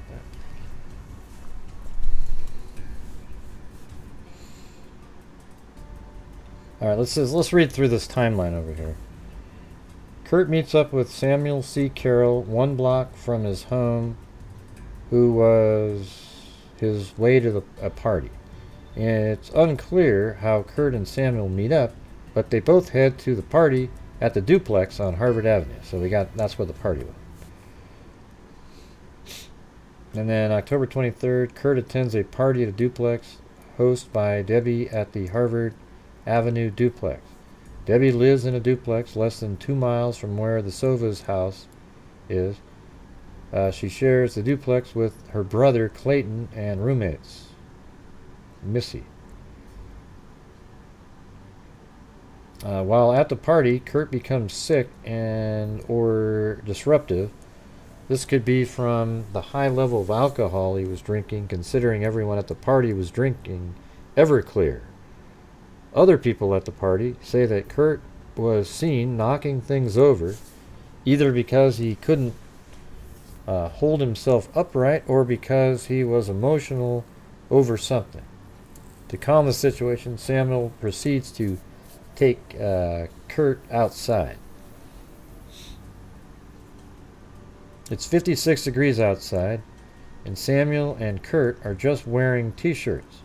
Samuel leaves Kurt against a chain-link fence, and that's like what they did with Kanika. They left her against the wall when they went back inside the house. When he returns 2 or 3 minutes later, that's what they said too about Kanika, Kurt is gone. We were out there about 20 or 30 minutes, and it was cold out there. We were both in t-shirts, Samuel Carroll told the media. I then went to go get the jacket upstairs. I got the jackets and went back down, and he wasn't there. I was only upstairs about 2 or 3 minutes. Yeah, he could have been upstairs for 25 and just doesn't remember. Samuel searches a nearby warehouse parking lot very close to where Kurt's body is later found. Samuel's statement to police is, I can only guess that someone he knew picked him up because it happened that fast. Someone had to pick him up in a car because of this. Samuel assumes Kurt went home and simply goes back to the party. According to the brother, Kurt's mother, Kurt rarely stayed out all night and normally came home at around 10 or 11. She also shared that Kurt would only stay out late if his parents knew where he was, which made the fact that Kurt didn't return home and didn't all incredibly out and didn't call is probably what it meant to say. Incredibly out of character. So by Saturday morning, Kurt's family is worried. Dorothy began calling Kurt's friends, and while Ken, Kurt's father, scoured the area. He searched all the neighborhoods and all the places he figured Kurt would be. As the day went on and no trace of Kurt was found, the family was truly worried. On the 25th of October, when they continued to find no trace of Kurt, Dorothy and Ken called police to register Kurt as a missing person. And on the 25th as well, Dorothy hears about the party and goes to the duplex. Missy denies the party happened and Kurt being there. After hearing rumors about a Halloween party and Kurt being there, Dorothy goes to the duplex herself. She speaks to one of the roommates. Missy tells her there was no party, and that's so typical. She didn't see Kurt that night. Debbie and Clayton were not present. Debbie told Dorothy that more than a dozen people had been at the party. Well, I thought you just said she said there wasn't.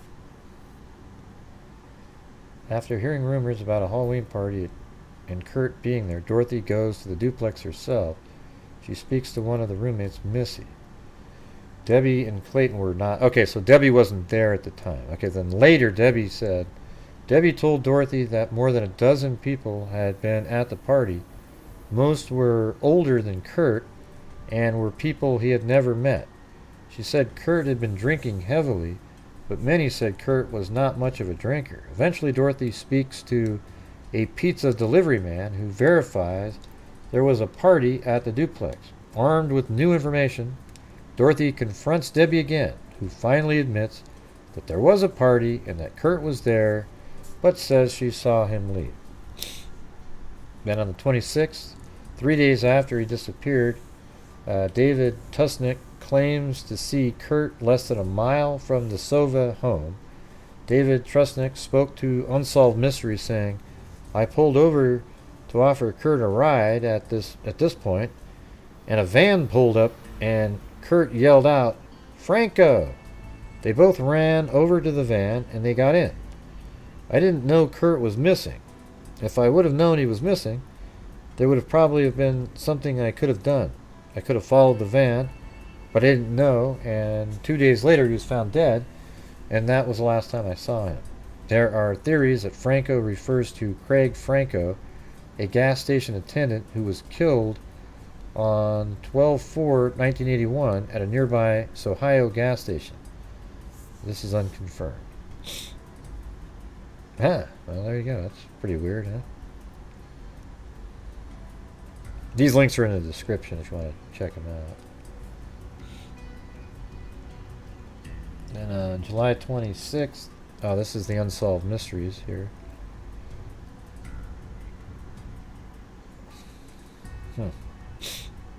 Let's see, on October 28th, 1981, 3 young boys. Is that a real picture right there? Like, it's pretty weird. I don't know. A 17-year-old boy vanishes after a party, then his body is found 5 days later. That might be from Unsolved Mystery, like a stage scene that they did.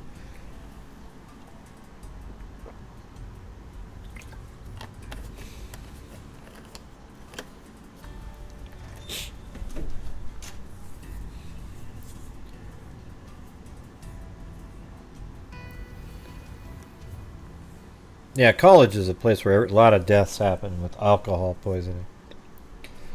I have a story of alcohol poisoning in my... I think we've all drank too much at some point, right? But one night I went to a party, and these two of my roommates are dorm mates. This is when I lived with... Remember Ty Burrell from Modern Family? Like, we were all in the dorms together. Me, him, and these other people. I think he was at a party or something, and I was at a party. And I remember coming home, and these guys were going to have a Mad Dog 2020 party. And when we came home from the party we were at, we walk into the... I walk into the dorm, and I don't think we went to the same party. And I go into the dorm and I see this sort of crystallized vomit or whatever you want to call it on the hallway. I was like, man, what the hell? It was weird. It was like a ghost town. Everything's quiet. I mean, this is pretty gross story. So if you don't want to hear it, you don't have to listen. Okay. I'm giving you a trigger warning.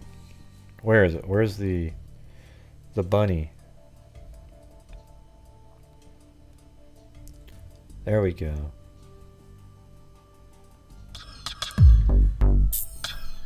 I'm a trigger bunny, honey. You ain't funny. You're no you know, dummy. There's your trigger bunny, okay? Alright. So anyways, then I turn into the bathroom. And the first thing I see when I go into the bathroom was somebody had taken poop and smeared this whole thing on the wall with their fingers, like this. And we were like, what in the hell's going on here, right?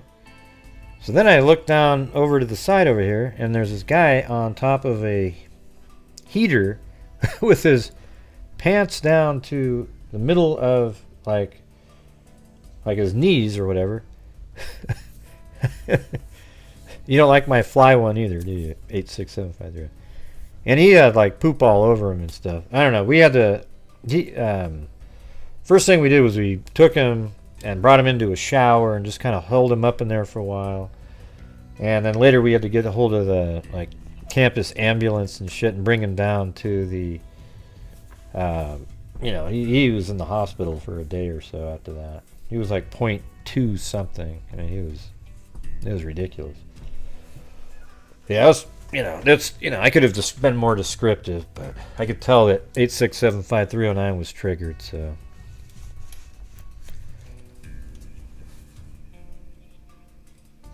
No, it wasn't dark or anything. He was just so drunk, he didn't know what he was doing. But what's weird is when you're drunk, is that something you think of doing? Writing in your own, that's pretty strange. Maybe he watches the show from time to time.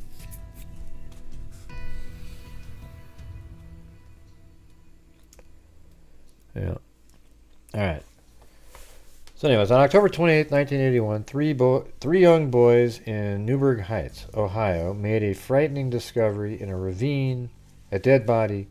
Other than some scratches and bruises, the body showed no obvious signs of injury. One tennis shoe was found in a nearby pile of rocks. The other shoe was missing. So that's kind of suspicious, right? Like, where is the other shoe if he walked over there? Several hours later, the body was identified as 17-year-old Kurt Sova. An autopsy revealed that Kurt had died no more than a day and a half before his body was found. Yet his parents had reported him missing 5 days earlier. Well, that's interesting. And not only that, they had searched the area and he wasn't there, so that means he was alive somewhere. Where was Kurt Sova during the 5 days he was missing? How did he die and where was he killed? Kurt lived with his parents in a quiet neighborhood. He was the youngest of 4 boys and the closest to his parents. He never had any trouble. Kurt left home for the last time late on Friday afternoon. 1 block from his house, he met up with a friend who was on his way to a party. Let's see. When Kurt didn't come home that night, his mother knew something was wrong. It was not like him to be gone overnight. It was not like him to stay out after 10. When Kurt was home by Saturday morning, his parents began calling his friends. Kurt's father, Ken, searched for him around the neighborhood. There was no sign of Kurt. On Sunday, the Sovas registered Kurt as a missing person with police. Meanwhile, his mother, Dorothy, covered the neighborhood with missing person flyers. We searched the ravine, searched the schoolyard. I even went so far as to search dumpsters looking for him. On Sunday afternoon, Dorothy learned that Kurt had been at a party on Friday night at a duplex less than 2 miles from where the Sovas lived. According to Dorothy, the party was given by a girl named Susan. When I went there, the girl who had the party was not there. It was another girl. When the girl returned home that had rented that apartment, she called me and she said she never saw my son and she never had no party. But a pizza delivery man contradicted Susan. He stated that there had been a party at the duplex on Friday night. Dorothy contacted Susan again, and this time she admitted that Kurt had been there. Susan also said that more than a dozen people had dropped by. Some of them were older than Kurt, and most of them were people he had never met. Susan also told Dorothy that Kurt had been drinking heavily but those who knew him say that Kurt was not much of a drinker. 5 days after the party, Kurt's body was found in a ravine just 500 yards from Susan's duplex. It's our belief that his body was dumped out there, and whoever the person or persons were knew the area, and they knew that people go back there and kids play back there. The police searched the area for clues. They found Kurt's left shoe wedged in some nearby rocks. How'd that happen? How'd that even happen? But they never found his right shoe. Kurt's body was taken to the coroner's office for an autopsy. It was determined that he had died only 24 to 36 hours before his body was found, which meant that he had been alive for at least 3 days after he left the party. However, Chief Deputy Coroner Lester Aldelson couldn't determine the exact cause of death. Dorothy began to piece together a series of strange events that occurred during the 5 days her son was missing. A friend of Kurt's named David Trusnick claimed that he saw Kurt 3 days after he disappeared. Kurt and another boy were walking along a busy street less than a mile from the Sova's home. I pulled over to offer Kurt a ride at this point, and a van pulled up, and Kurt yelled out, "Franco!" They both ran over to the van, and they got in. I didn't know Kurt was missing. If I would have known he was missing, there would probably have been something I could have done. I could have followed the van, but I didn't know. And 2 days later, he was found dead, and that was the last time I saw him. The same day, a stranger who had been around the Sova's neighborhood noticed Kurt's missing poster in the window of a local record store. He apparently told the store manager he might as well take down the poster because the person on it would be found dead in 2 days. The manager was skeptical, however. She soon had a reason to be afraid. The next day, before the record shop had opened, he left flowers and a note, and the note said, "Roses are red, the sky is blue, they found him dead, and they'll find you too." Wow. Police briefly questioned the man, who seemed to be mentally unstable, but there was no evidence he'd committed a crime, and he was released. By the time Kurt was found dead, the man had disappeared, but there would be another lead. On the very day Kurt's body was found, Dorothy got an early morning phone call from Susan, the woman who had the party. She told me that someone was sleeping in her basement, and perhaps it was Kurt. And I thought, why are you calling me now after lying to me so many times? I didn't know whether to believe her or not believe her. Kurt's father, Ken, went to Susan's house. I went down to the basement. I thought maybe he was sick or he was hurt, and I figured if I got down there and found him, that maybe I could do something for him. There I found a cot that looked like somebody had slept in it. After searching the whole basement, I didn't find anybody in there. I had no idea if it was Kurt or not. All I know is somebody did sleep in that cot that night, and when I got there, they were gone. That's pretty weird.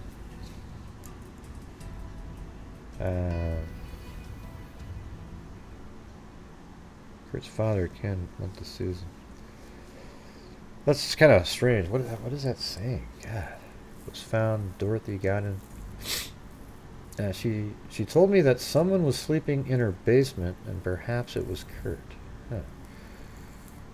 Dorothy and Ken are certain of one thing. 24 hours before his body was found, Kurt was not in the ravine.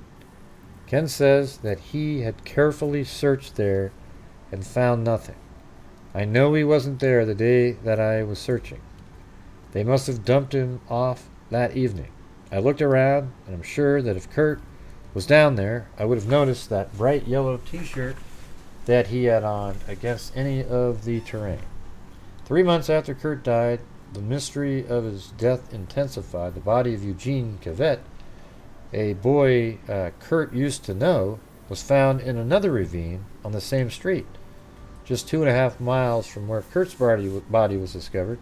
Both boys had been missing for a few days before they died, and Eugene's right shoe was never found. So one of Eugene's shoes was never found either.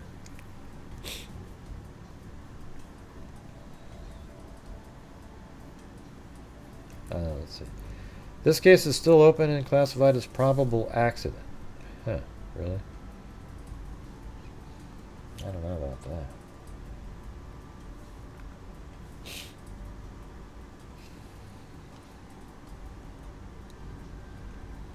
Yeah, this is where I guess it's just this is kind of what I was just looking up one time and stumbled on that. Didn't have much in it other than that. But this one I think is this the where is the one that had the outline? Oh, there it is. Yeah, so I think this has pretty much the whole thing in it if we go through it. And I guess that's the unsolved mystery as parents right there. Dorothy and Ken. So right now we are 40 short of the 5 free memberships for whoever's out there. What do you mean you did have a cot? What does that mean, Missy? Wow. I don't know what his cause of death was.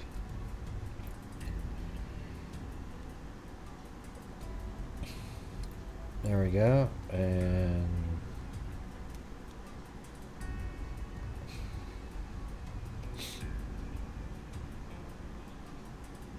let's see. October in Newburgh Heights, Ohio was often a chilly month, with fall giving way to winter. Near the end of the month, 17-year-old school student Kurt Sova attended a Halloween party with a friend on a Friday, as high school students so often do. However, Kurt never returned home from this party.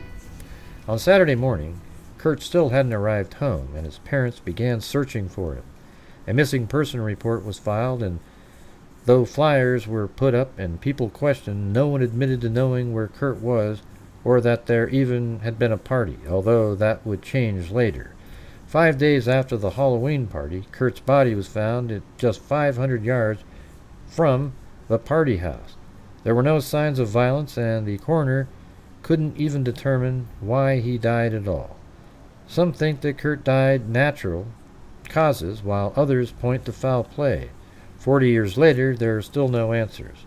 As Kevin Sova, Kurt's older brother, so poignantly asked, how could Kurt go to a party, wind up dead, and we don't know nothing about it for 40 years?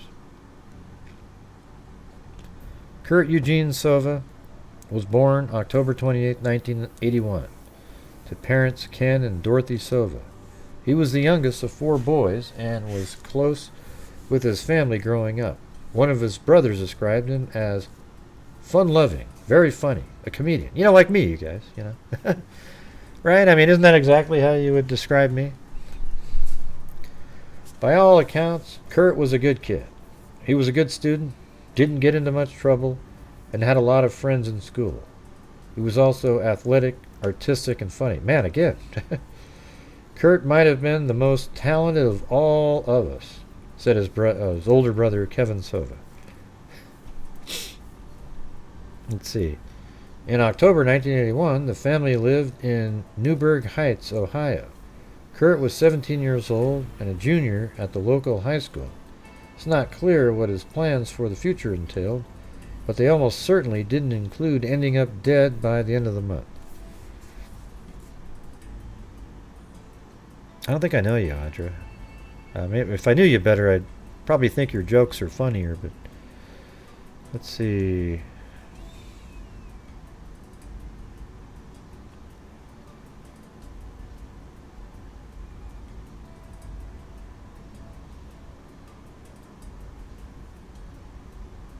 Huh? God, you guys. How about focusing on this? Who cares about cots, you guys? Who gives a shit about a cot? It's absolutely the most unimportant thing in the history of the world, you guys. Cots back then were, you know, those stupid things that fold out and you just put a stupid sleeping bag on them. They're the most uncomfortable thing in the world. Not me, Gray. I've got a cot that... Well, I don't really give a shit. I'm just telling you in general. Cots are the most uncomfortable things in the world. Who cares? Why is that good memory to remember what a cot is? Wow.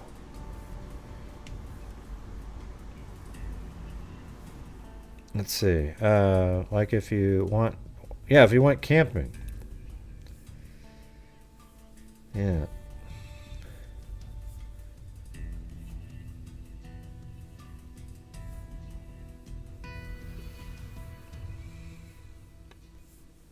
Yeah, everybody that's gone camping or ever was at a camp at all knows what a cot is, you know. It's like a, you know, everybody.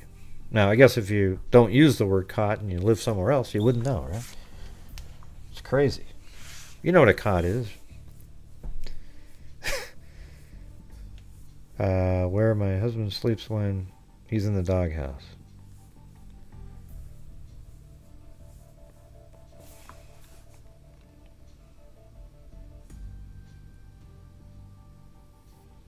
Huh?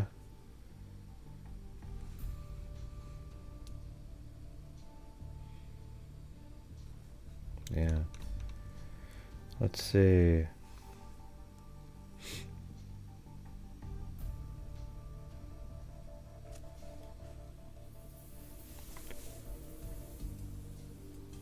Yeah, I wasn't talking about your conversation. Cindy's memory isn't great, I gotta tell you. I've been on here a long time. They're just... Let's see. No, just hearing of it tonight. Anyways, I think this is an interesting story.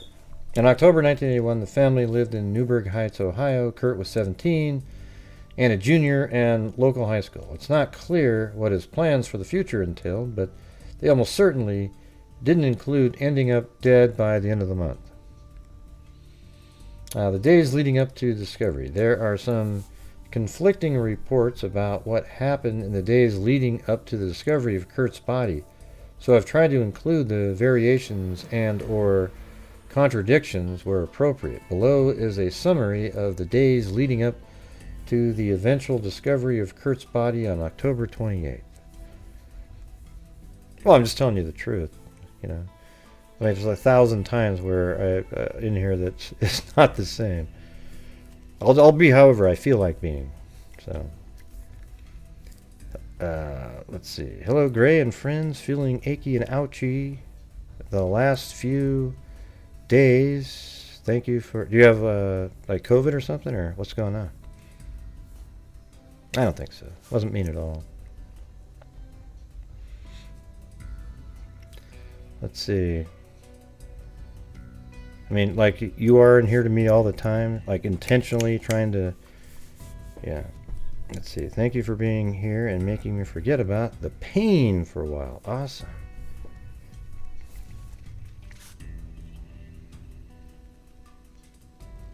Yeah, what kind of a drink? Like a double shot of tequila? Like 10 of them? Well, no way. 8675309. I wouldn't make it out. I can tell. We got a tough crowd in here tonight. No way. It's always related to you, Cindy. It's weird. I don't know what it is. Yeah, maybe you need to just get like a... I think you're on rewind also. You're like way behind. Oh, really? Jeez, sorry to hear that. Carla, that sucks. The 190 proof? Oh, yeah, she takes notes. I pass out on a cot. Oh, boy. Anyways, yeah, sorry to hear that, Carla. What are they saying about it? Can you get it fixed? Get it out of there? Or?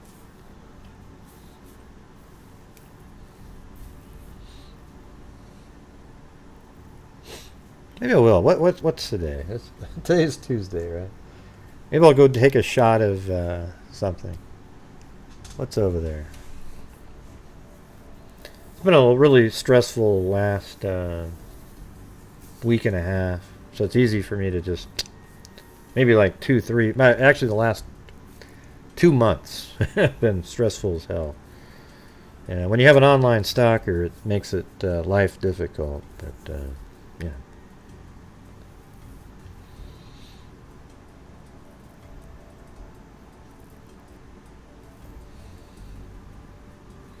Yeah, it's not. Every day is just another struggle.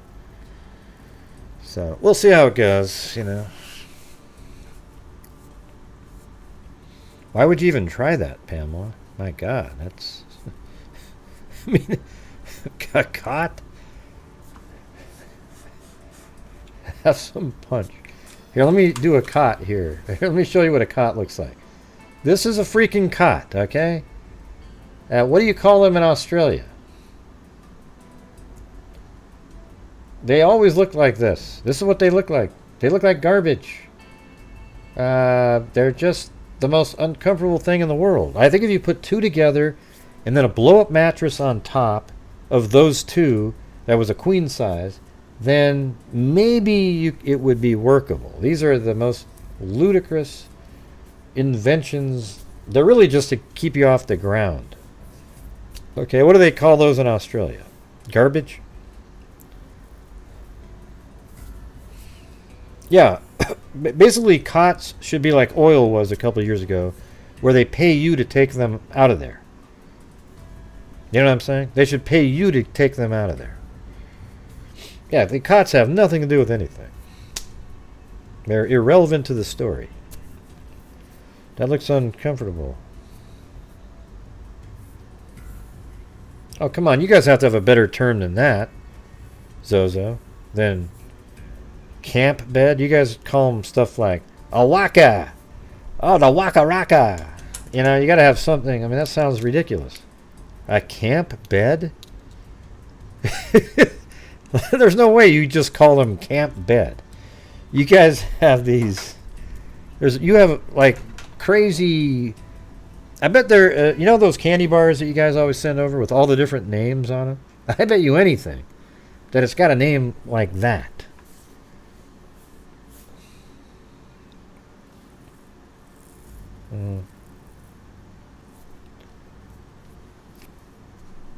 Norman Lander? Huh? God, man.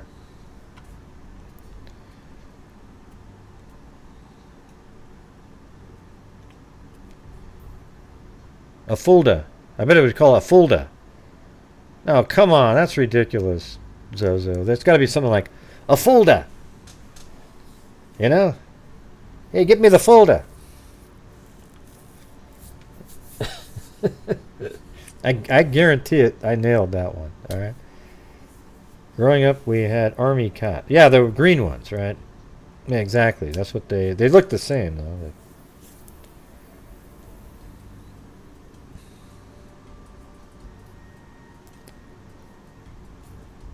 Yeah, that just sounds so lame. Yeah. Oh yeah, I gotta go get my drink. But yeah, let's get to the what number were you looking for? What was it? Was it 330? What number did I say? Shit, I can't remember. Yeah, no, 350. That's right. It was 350, and we can do the 5.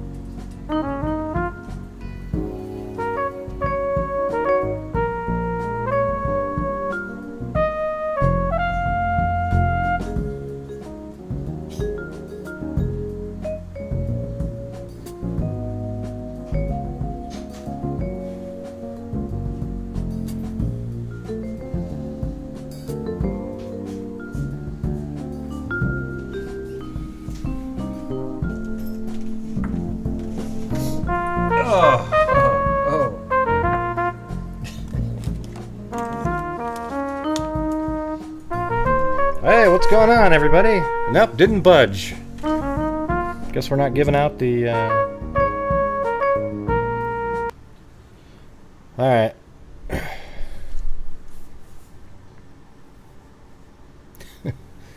So low on that one.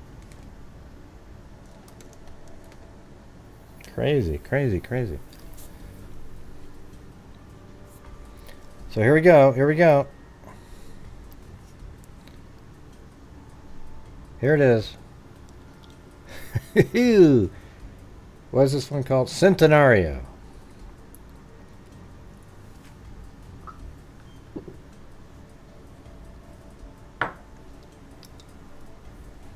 Ah.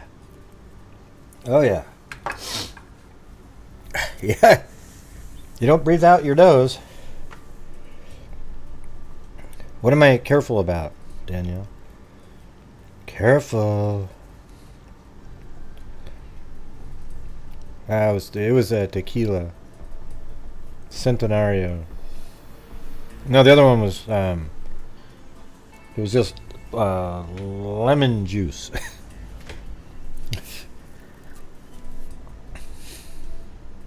Ugh. Thanks, Cindy.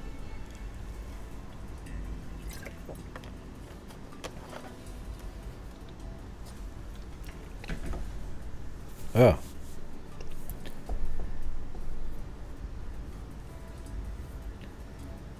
Oh, no way, man. So I have to do 10 more to get 10? Forget it. Alright, anyways, let's get over it. I'm going to go through this.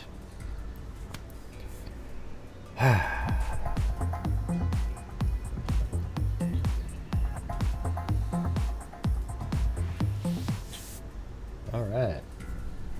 You ready? This is this longer. It's not that long, but it goes through each of the different. Yeah, maybe it was right there. Maybe we can figure out where that is at looking at that picture. Oh, is this what this is? Welcome back. It is a painful, burning question that's now 40 years old.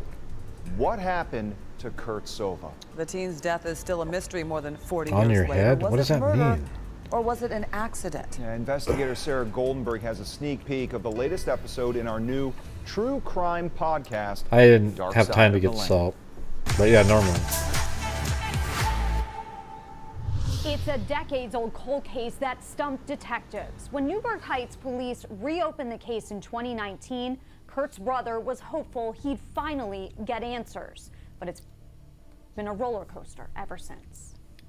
It's a case we've been covering closely over the years, from Cleveland to Chicago, when hundreds of citizen detectives came together 2 years ago to try to crack the case through crowdsourcing. Here's an excerpt from the podcast when I talked to Kurt's brother, Kevin.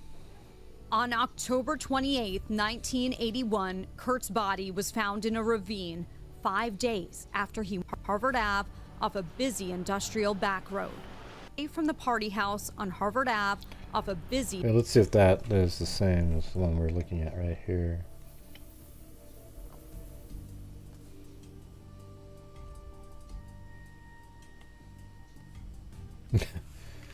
Oh, it doesn't look like one to me. Oh, maybe right there. What about this other right there? Maybe is that?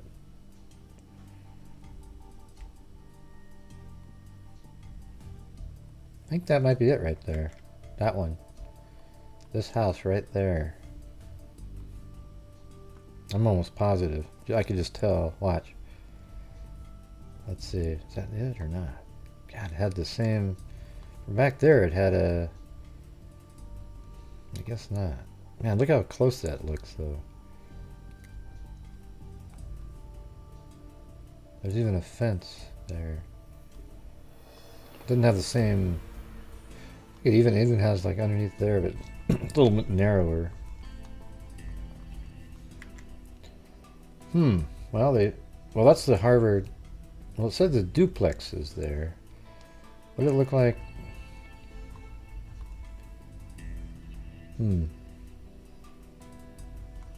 Is it different in like 1994? Yeah, so maybe we don't get to see it.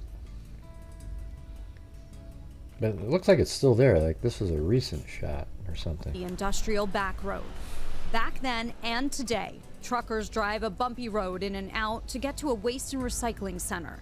It's not a remote area, it's pretty well traveled, full of tall grass and weeds and sitting below a steep drop with houses hidden by the woods up above.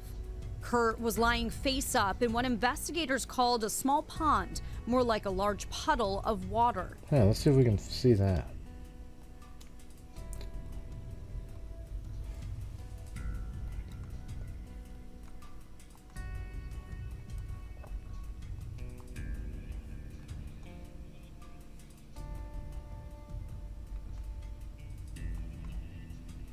I mean, he had so many pictures of that.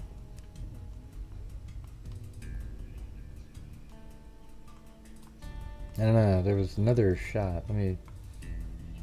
His arms were stretched out 5 days after he went up a busy industrial back road. Back then and today, truckers drive a bumpy road in and out to get to a waste and recycling center. It's not a remote area, it's pretty well traveled, full of tall grass and weeds and sitting below a steep drop. Okay, but those buildings are probably still there. So let me look. Feels like it's like right in here. I mean, that's what it just feels like. I don't know if that, but it's not. It's kind of a...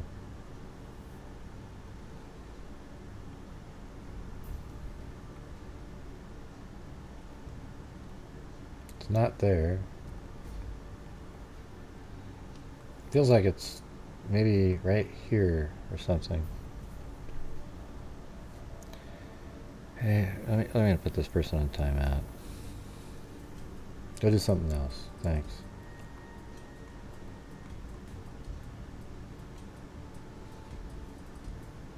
Can't stand people like that. You missed it, Gray. It was right there.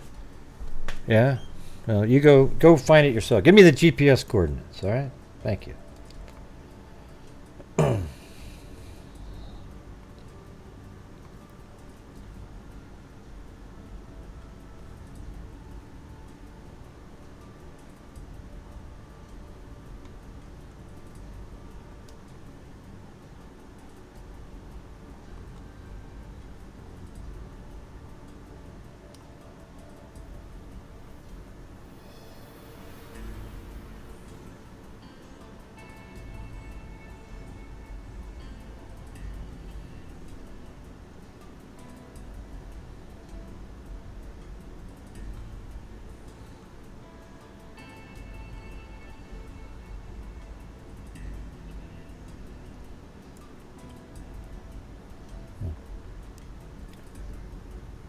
Oh, here's 1994. With houses hidden by the woods up above. Houses hidden by the woods up above. Okay. So let me... They're in present time. So...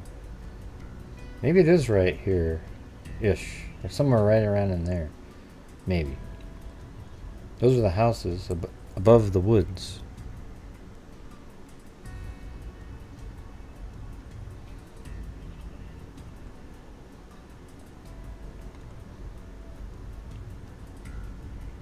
Could be that too. Maybe right in here.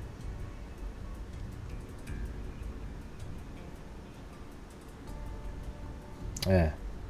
I just don't have enough landmarks on there. Back then and today, truckers drive a bumpy road in and out to up off a busy industrial back road. Back then... Hey, what's that? That looks like a really tall... Almost like you're driving underneath something.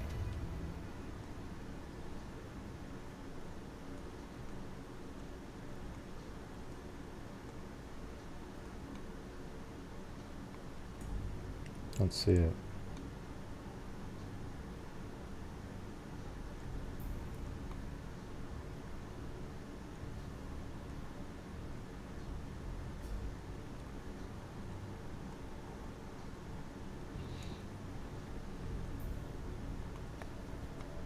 You missed it, Gray. You were right. Truckers drive a bumpy road in and out to I get think to they a were like waste 2 and miles recycling apart. center. It's not a remote area. It's pretty well traveled, full of tall grass and weeds. Yeah, I mean, it kind of looked like a below train steep thing drop here. with houses hidden That's what I by was the woods looking at. up above. Kurt was lying face up in what investigators called a small pond, more like a large puddle of water. His arms were stretched out and he was missing a shoe. Our worst possible fear, nightmare, happened. They found Kurt dead. And life was never the Well, same. they said he was right here. Where Kurt right? was found So- was just over a mile from his own family's house. This day still haunts Kevin, now in his early 60s. Did he die here? Was he placed here? Kevin tells us Nightmare. Was missing, called a small pond below a steep remote area. It's pretty well traveled, full of tall grass and weeds and sitting below a steep drop with houses hidden by the woods up above. Kurt was lying face up in what investigators called a small pond, more like a large puddle of water. His arms were stretched out and he was missing a shoe. Our worst possible fear, nightmare, happened. They found Kurt dead. And life was never the same. Where Kurt was found was just over a mile from his own family's house. This day still haunts Kevin, now in his early 60s. Did he die here? Was he placed here? Kevin tells us what he thinks really happened to his brother, and we revealed new details on how they police say it's tracked right down there, leads after the reopening map. the case and who they ruled out as suspects. Sarah Goldenberg, 19 News. And we invite you to listen I don't and know. subscribe I don't know to where our it is free now. podcast, Dark Side of the Land. You can find it on most major podcast platforms or on cleveland19.com.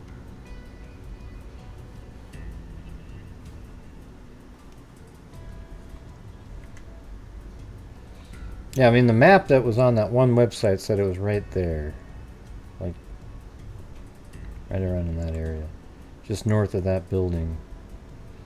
So, I don't know how accurate that was or anything. No idea. Hard to tell what it looked like back then. So, anyways, let's go. Let me get back to the article here. Maybe it'll give more information on it. Yeah, but there's the spot right there. Downer.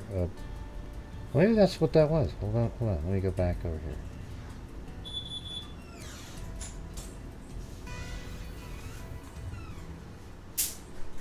here. Maybe that is the spot right there. Like, maybe this... I don't know if this was not there back then. I don't know if this is old or... I mean, you know. Kind of looks similar, doesn't it?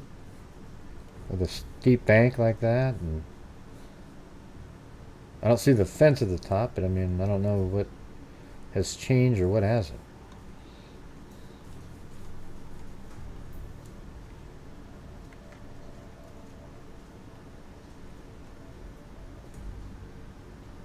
Yeah, and then it's just flat up here anyways. So it has to be on this side of that. For sure, and this is where they said it was on that one map, so I think that's probably it. And maybe the pictures we're looking at are... But the problem is these buildings look like they've been here. How long? When were they put in? I mean, they were there in 2007, 2000. They've been there the whole time, so it kind of doesn't make sense to me. That they said that location. Because even in 1994, that building's there, so... I mean, this picture doesn't look like a 1980 image. It looks like something from now.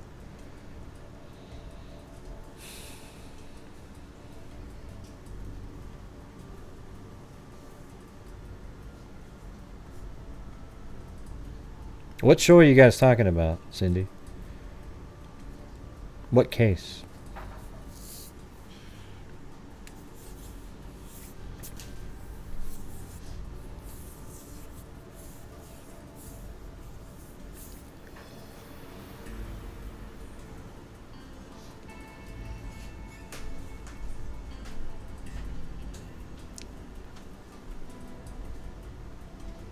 Okay, but it wasn't.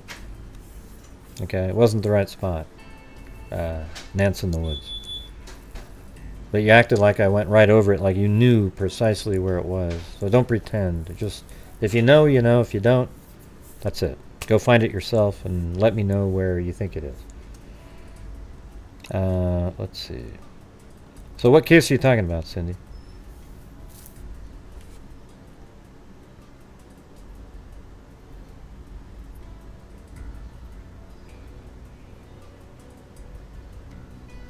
I don't know, Daniel. Don't know that one.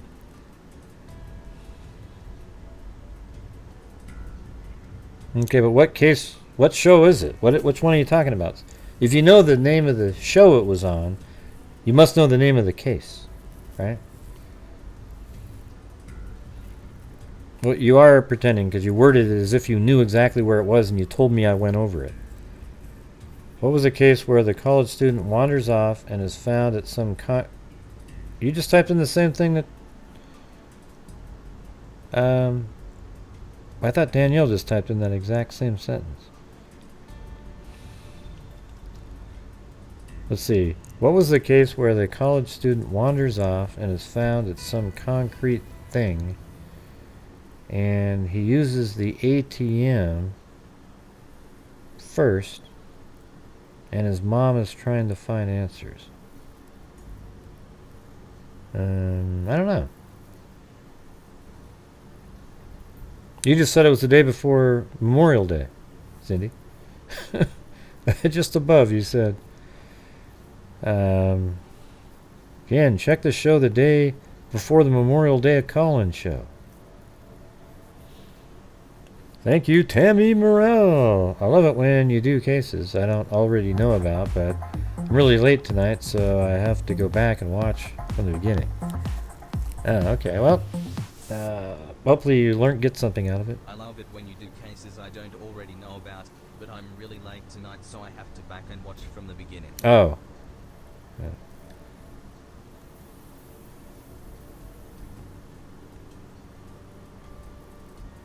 I see. I don't remember that case.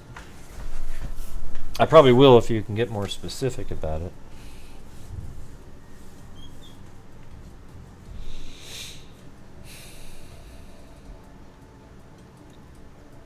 Alright. There are some conflicting reports about what happened in the days leading up to the discovery of Kurt's body. So I've tried to include variations and or contradictions where appropriate. This is coldcaseexplorations.com.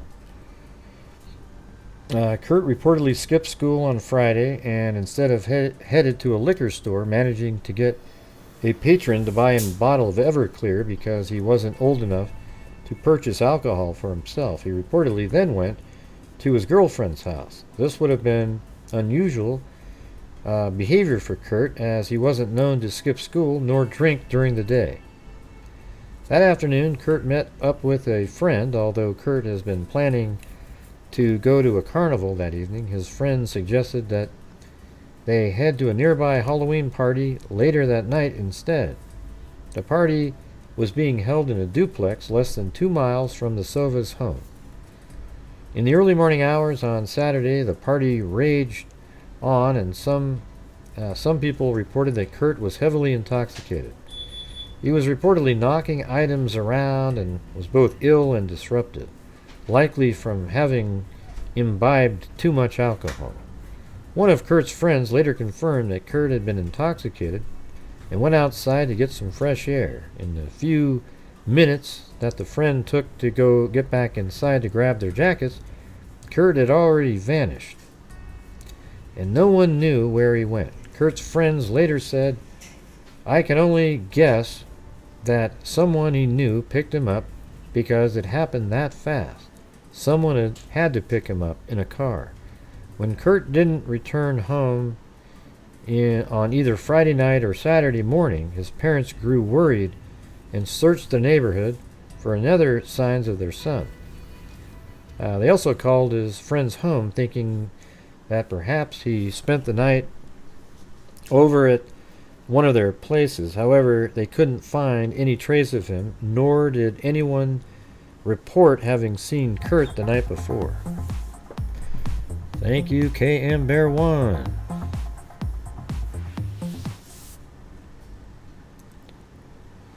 By Sunday, Kurt's parents were extremely concerned that he still wasn't home. They somehow heard that he'd gone to a Halloween party on Friday night, but that was the last that anyone had seen him. Ultimately, they filed a missing person report with authorities. Kurt's mother, Dorothy, found out where the party had been held and went to ask the owner, a woman by the name of Debbie Sams, if they'd seen Kurt that night. Some sources state that Dorothy had spoken to one of Debbie's roommates instead. At first, Debbie denied seeing Kurt or even having a party that night.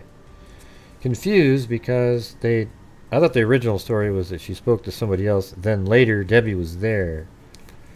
Confused because they heard that Kurt had been at the party, his parents did some more digging around and found out that a pizza delivery man had dropped off pizzas for the party. With this information, a witness who confirmed the party had in fact taken place, they approached Debbie again and asked them what happened to Kurt. This time, Debbie admitted there had been a party and that Kurt had been drinking Everclear during it. At the time, Everclear was the strongest alcoholic drink on the market. Isn't it still?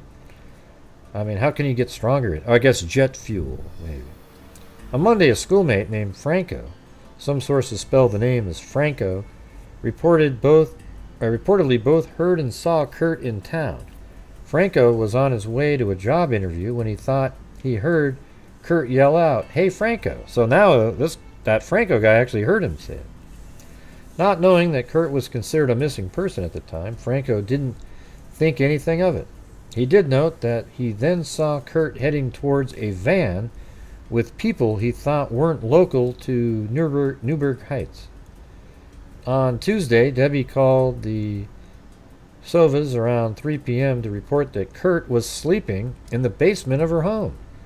I think I believe that story for some reason. I mean, why would you... That's just not even...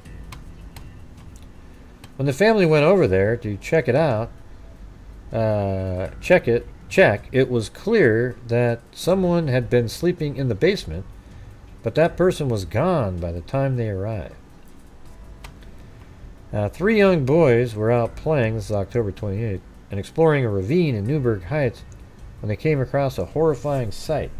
Kurt's body was found only 500 yards from the house where the Halloween party had been and held, and the location was also about a mile from where his family home is. The Newburgh Heights Police Department was called to the scene, and Kurt's body had been scene of Kurt's body and conducted an investigation into his death. Kurt's body was found in a Christ-like pose on his back with his arms outstretched and a small puddle of water. He was also missing his shoes, although one was later found wedged in some nearby rocks. The other shoe was never found. The area where Kurt's body was found had already been searched before, and he hadn't been there, making some believe his body was placed there sometime after Tuesday. However, there is no publicly available evidence that either confirms or denies that he was placed at that location. An autopsy showed that Kurt had been dead for about 24 to 36 hours prior to his body being discovered in the ravine. That meant that he had been missing and alive for several days, at least from Friday through some part of Tuesday.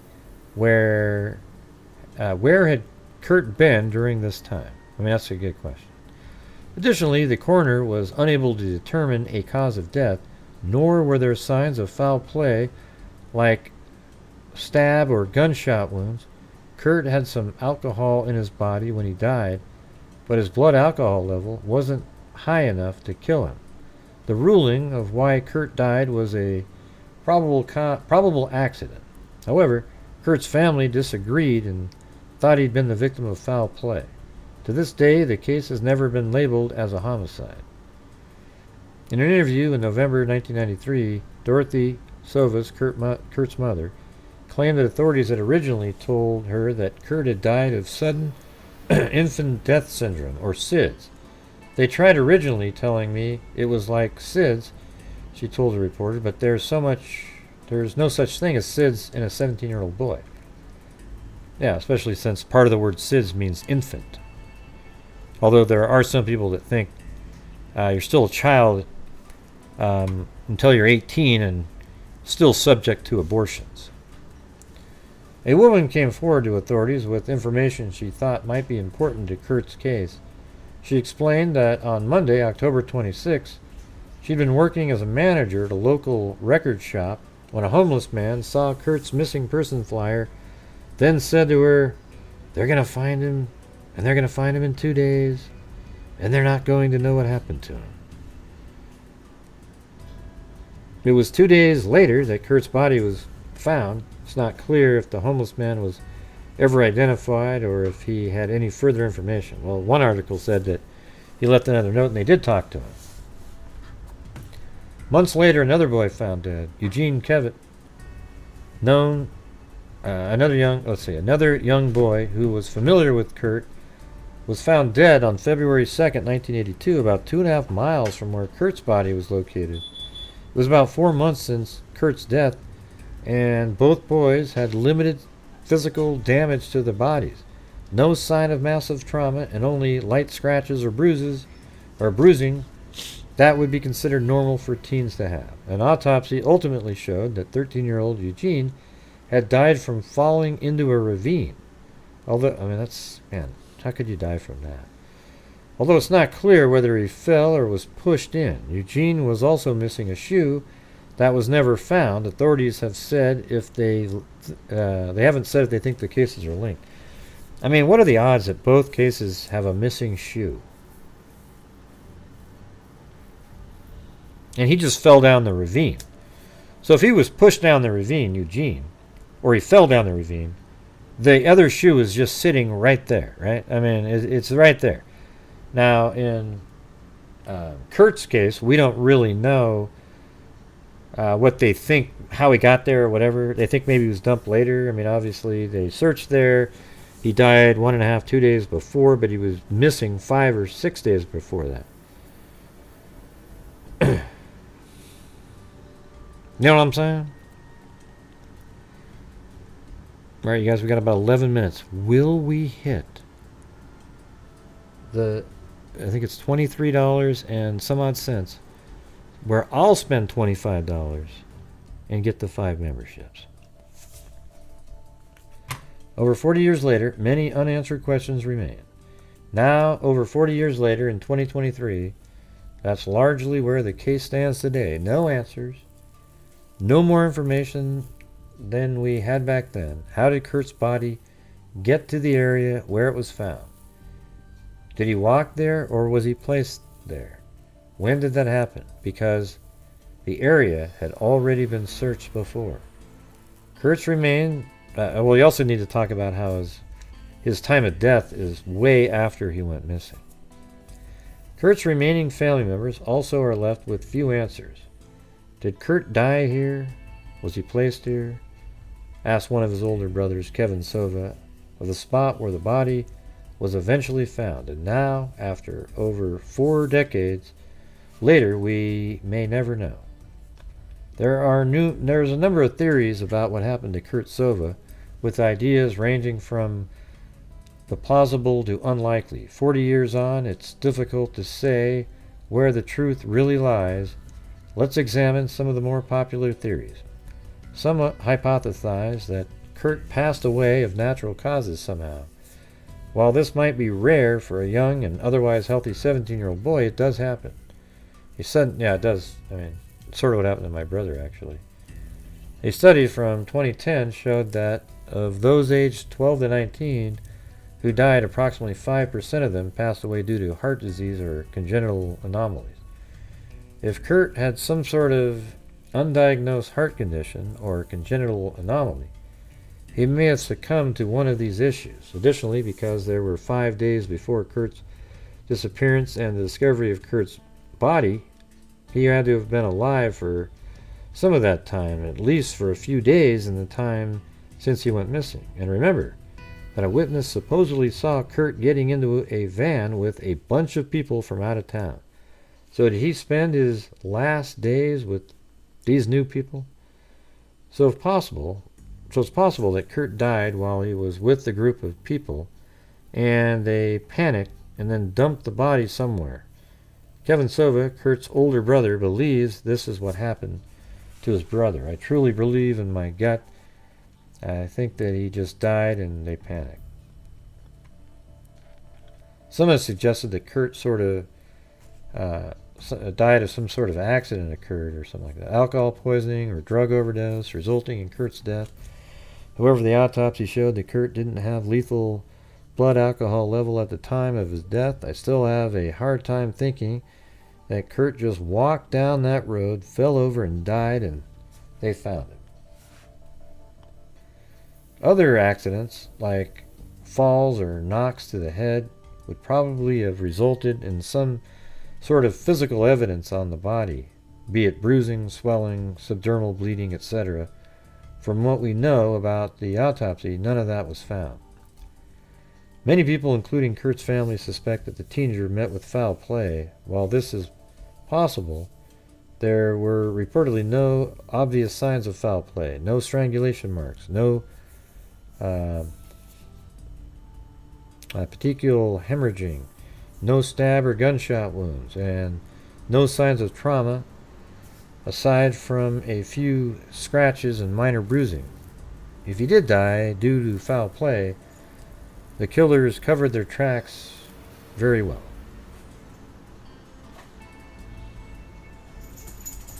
What happened, Cindy? Are you labeling yourself a troll?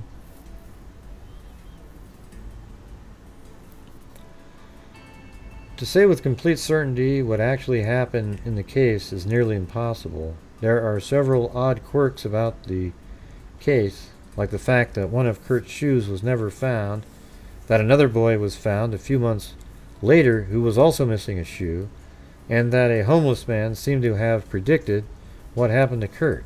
It's all very strange, even if these tidbits eventually turn out to be complete coincidences. Yep.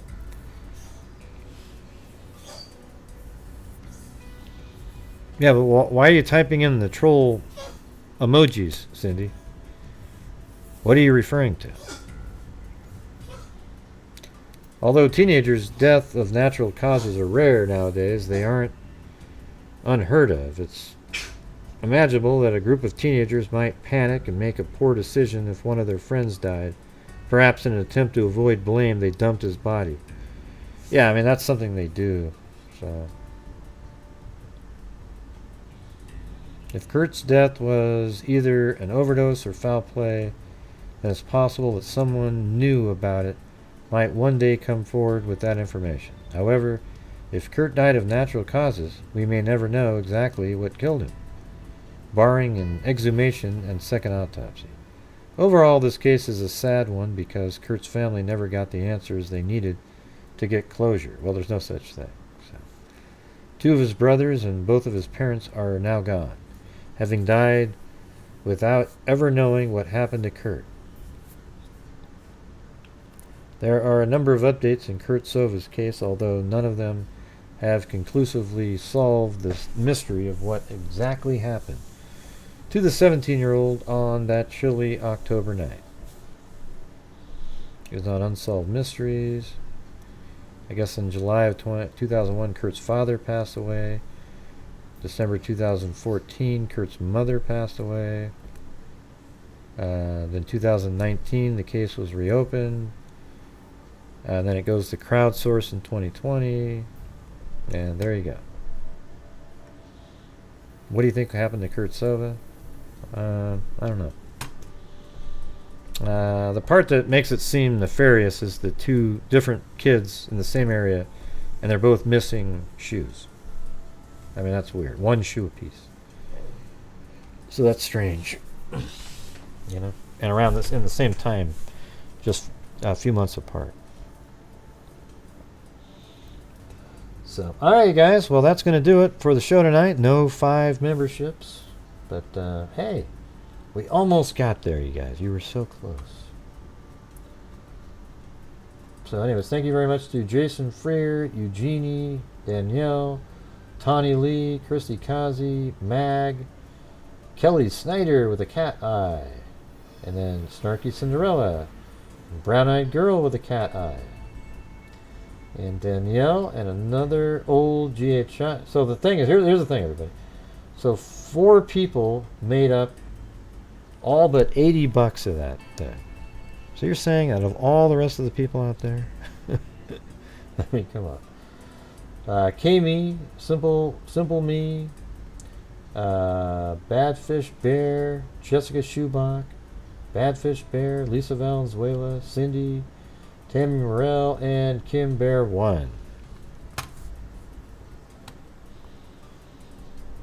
Yeah, so thanks everybody for those who help support the channel. I appreciate it. For the rest of you, hit the like button at least. That's pretty easy to do. And yeah, we're just keep on trucking along. Hey, at least we got to go over some other cases tonight. A couple of them had almost no information.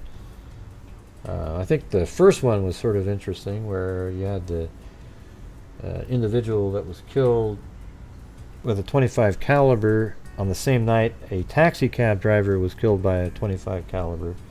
And the FBI was testing the ballistics, but we never got to have an answer if they matched or not. And they were only 5 blocks apart. So I think that one's pretty obvious to me that those are related. Yeah. Well, they already explained Franco. He just said he heard him yell, "Hey, Franco!" He was the guy driving. He drove by. Okay, everybody. Thank you for being here tonight. And let's see. Well, hell, you know what? Screw it. I'm going to give away. I'm going to do it anyways. Screw it.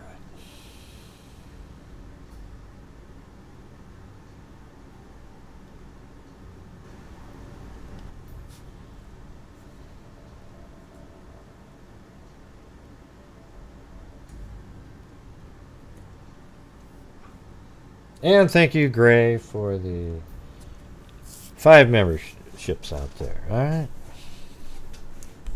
Yeah, that's what it feels like. Everybody. Thank God I got another one of those lucky nights.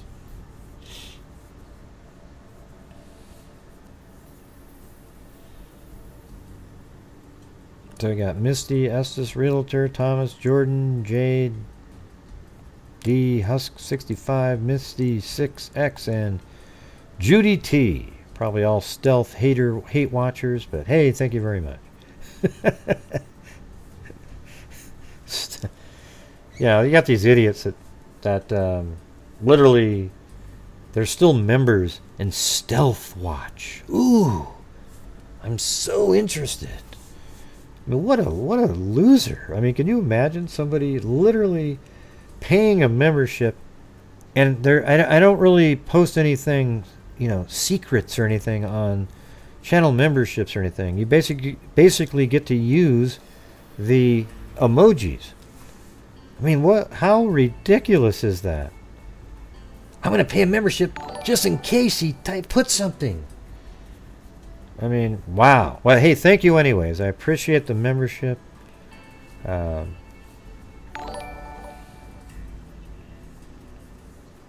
Creepy.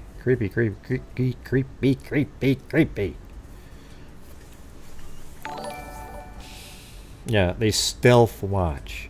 Ooh, you're so stealthy. I guess whenever anybody watches the show and they don't type, they're stealth watching. Is that what we got here? I know, it's crazy, right? 86753. It's the same people. Move on with your lives, people. Go do something else. If you don't like me, don't watch the freaking show, you morons. Okay, you get it? God, it's unbelievable. No, I gotta watch. Ooh, I gotta watch. So one time he might type something in, and he might say something that I can clip out and go, ooh, look. I'm sure this will be on there. Ooh. Yeah, go ahead.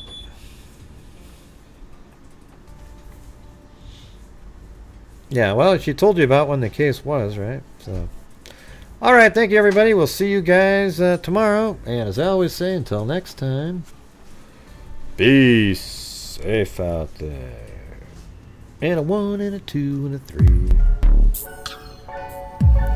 Yeah, I've been doing this true crime thing for quite a while now. And during this whole time, I have not seen one person that is a crime dissector, plug rejector. I'm a certified human lie detector. Gonna get ya on a stretcher if you try and play me like an old projector. Crime sector is my nectar. Professor Green is gonna give another lecture. Crime corrector, freak connector, and I'm always gonna be a protector. Fool deflector, interceptor, and I'm meaner than a sniper with a vector on his vector with all respect. Just remember I've a temple fucking checked ya. I have no agenda, I'm no pretender, and I'll serve it to you straight without the blender. And in the end, I don't know what that means, Zozo. I don't know what that means. To reveal the true offender. Yeah, so I'll just get right back to work. All right, everybody. Yeah, what does that mean? What does that mean? All right, guys. See you guys later. And thank you guys for continuing to make it happen over here. Appreciate it.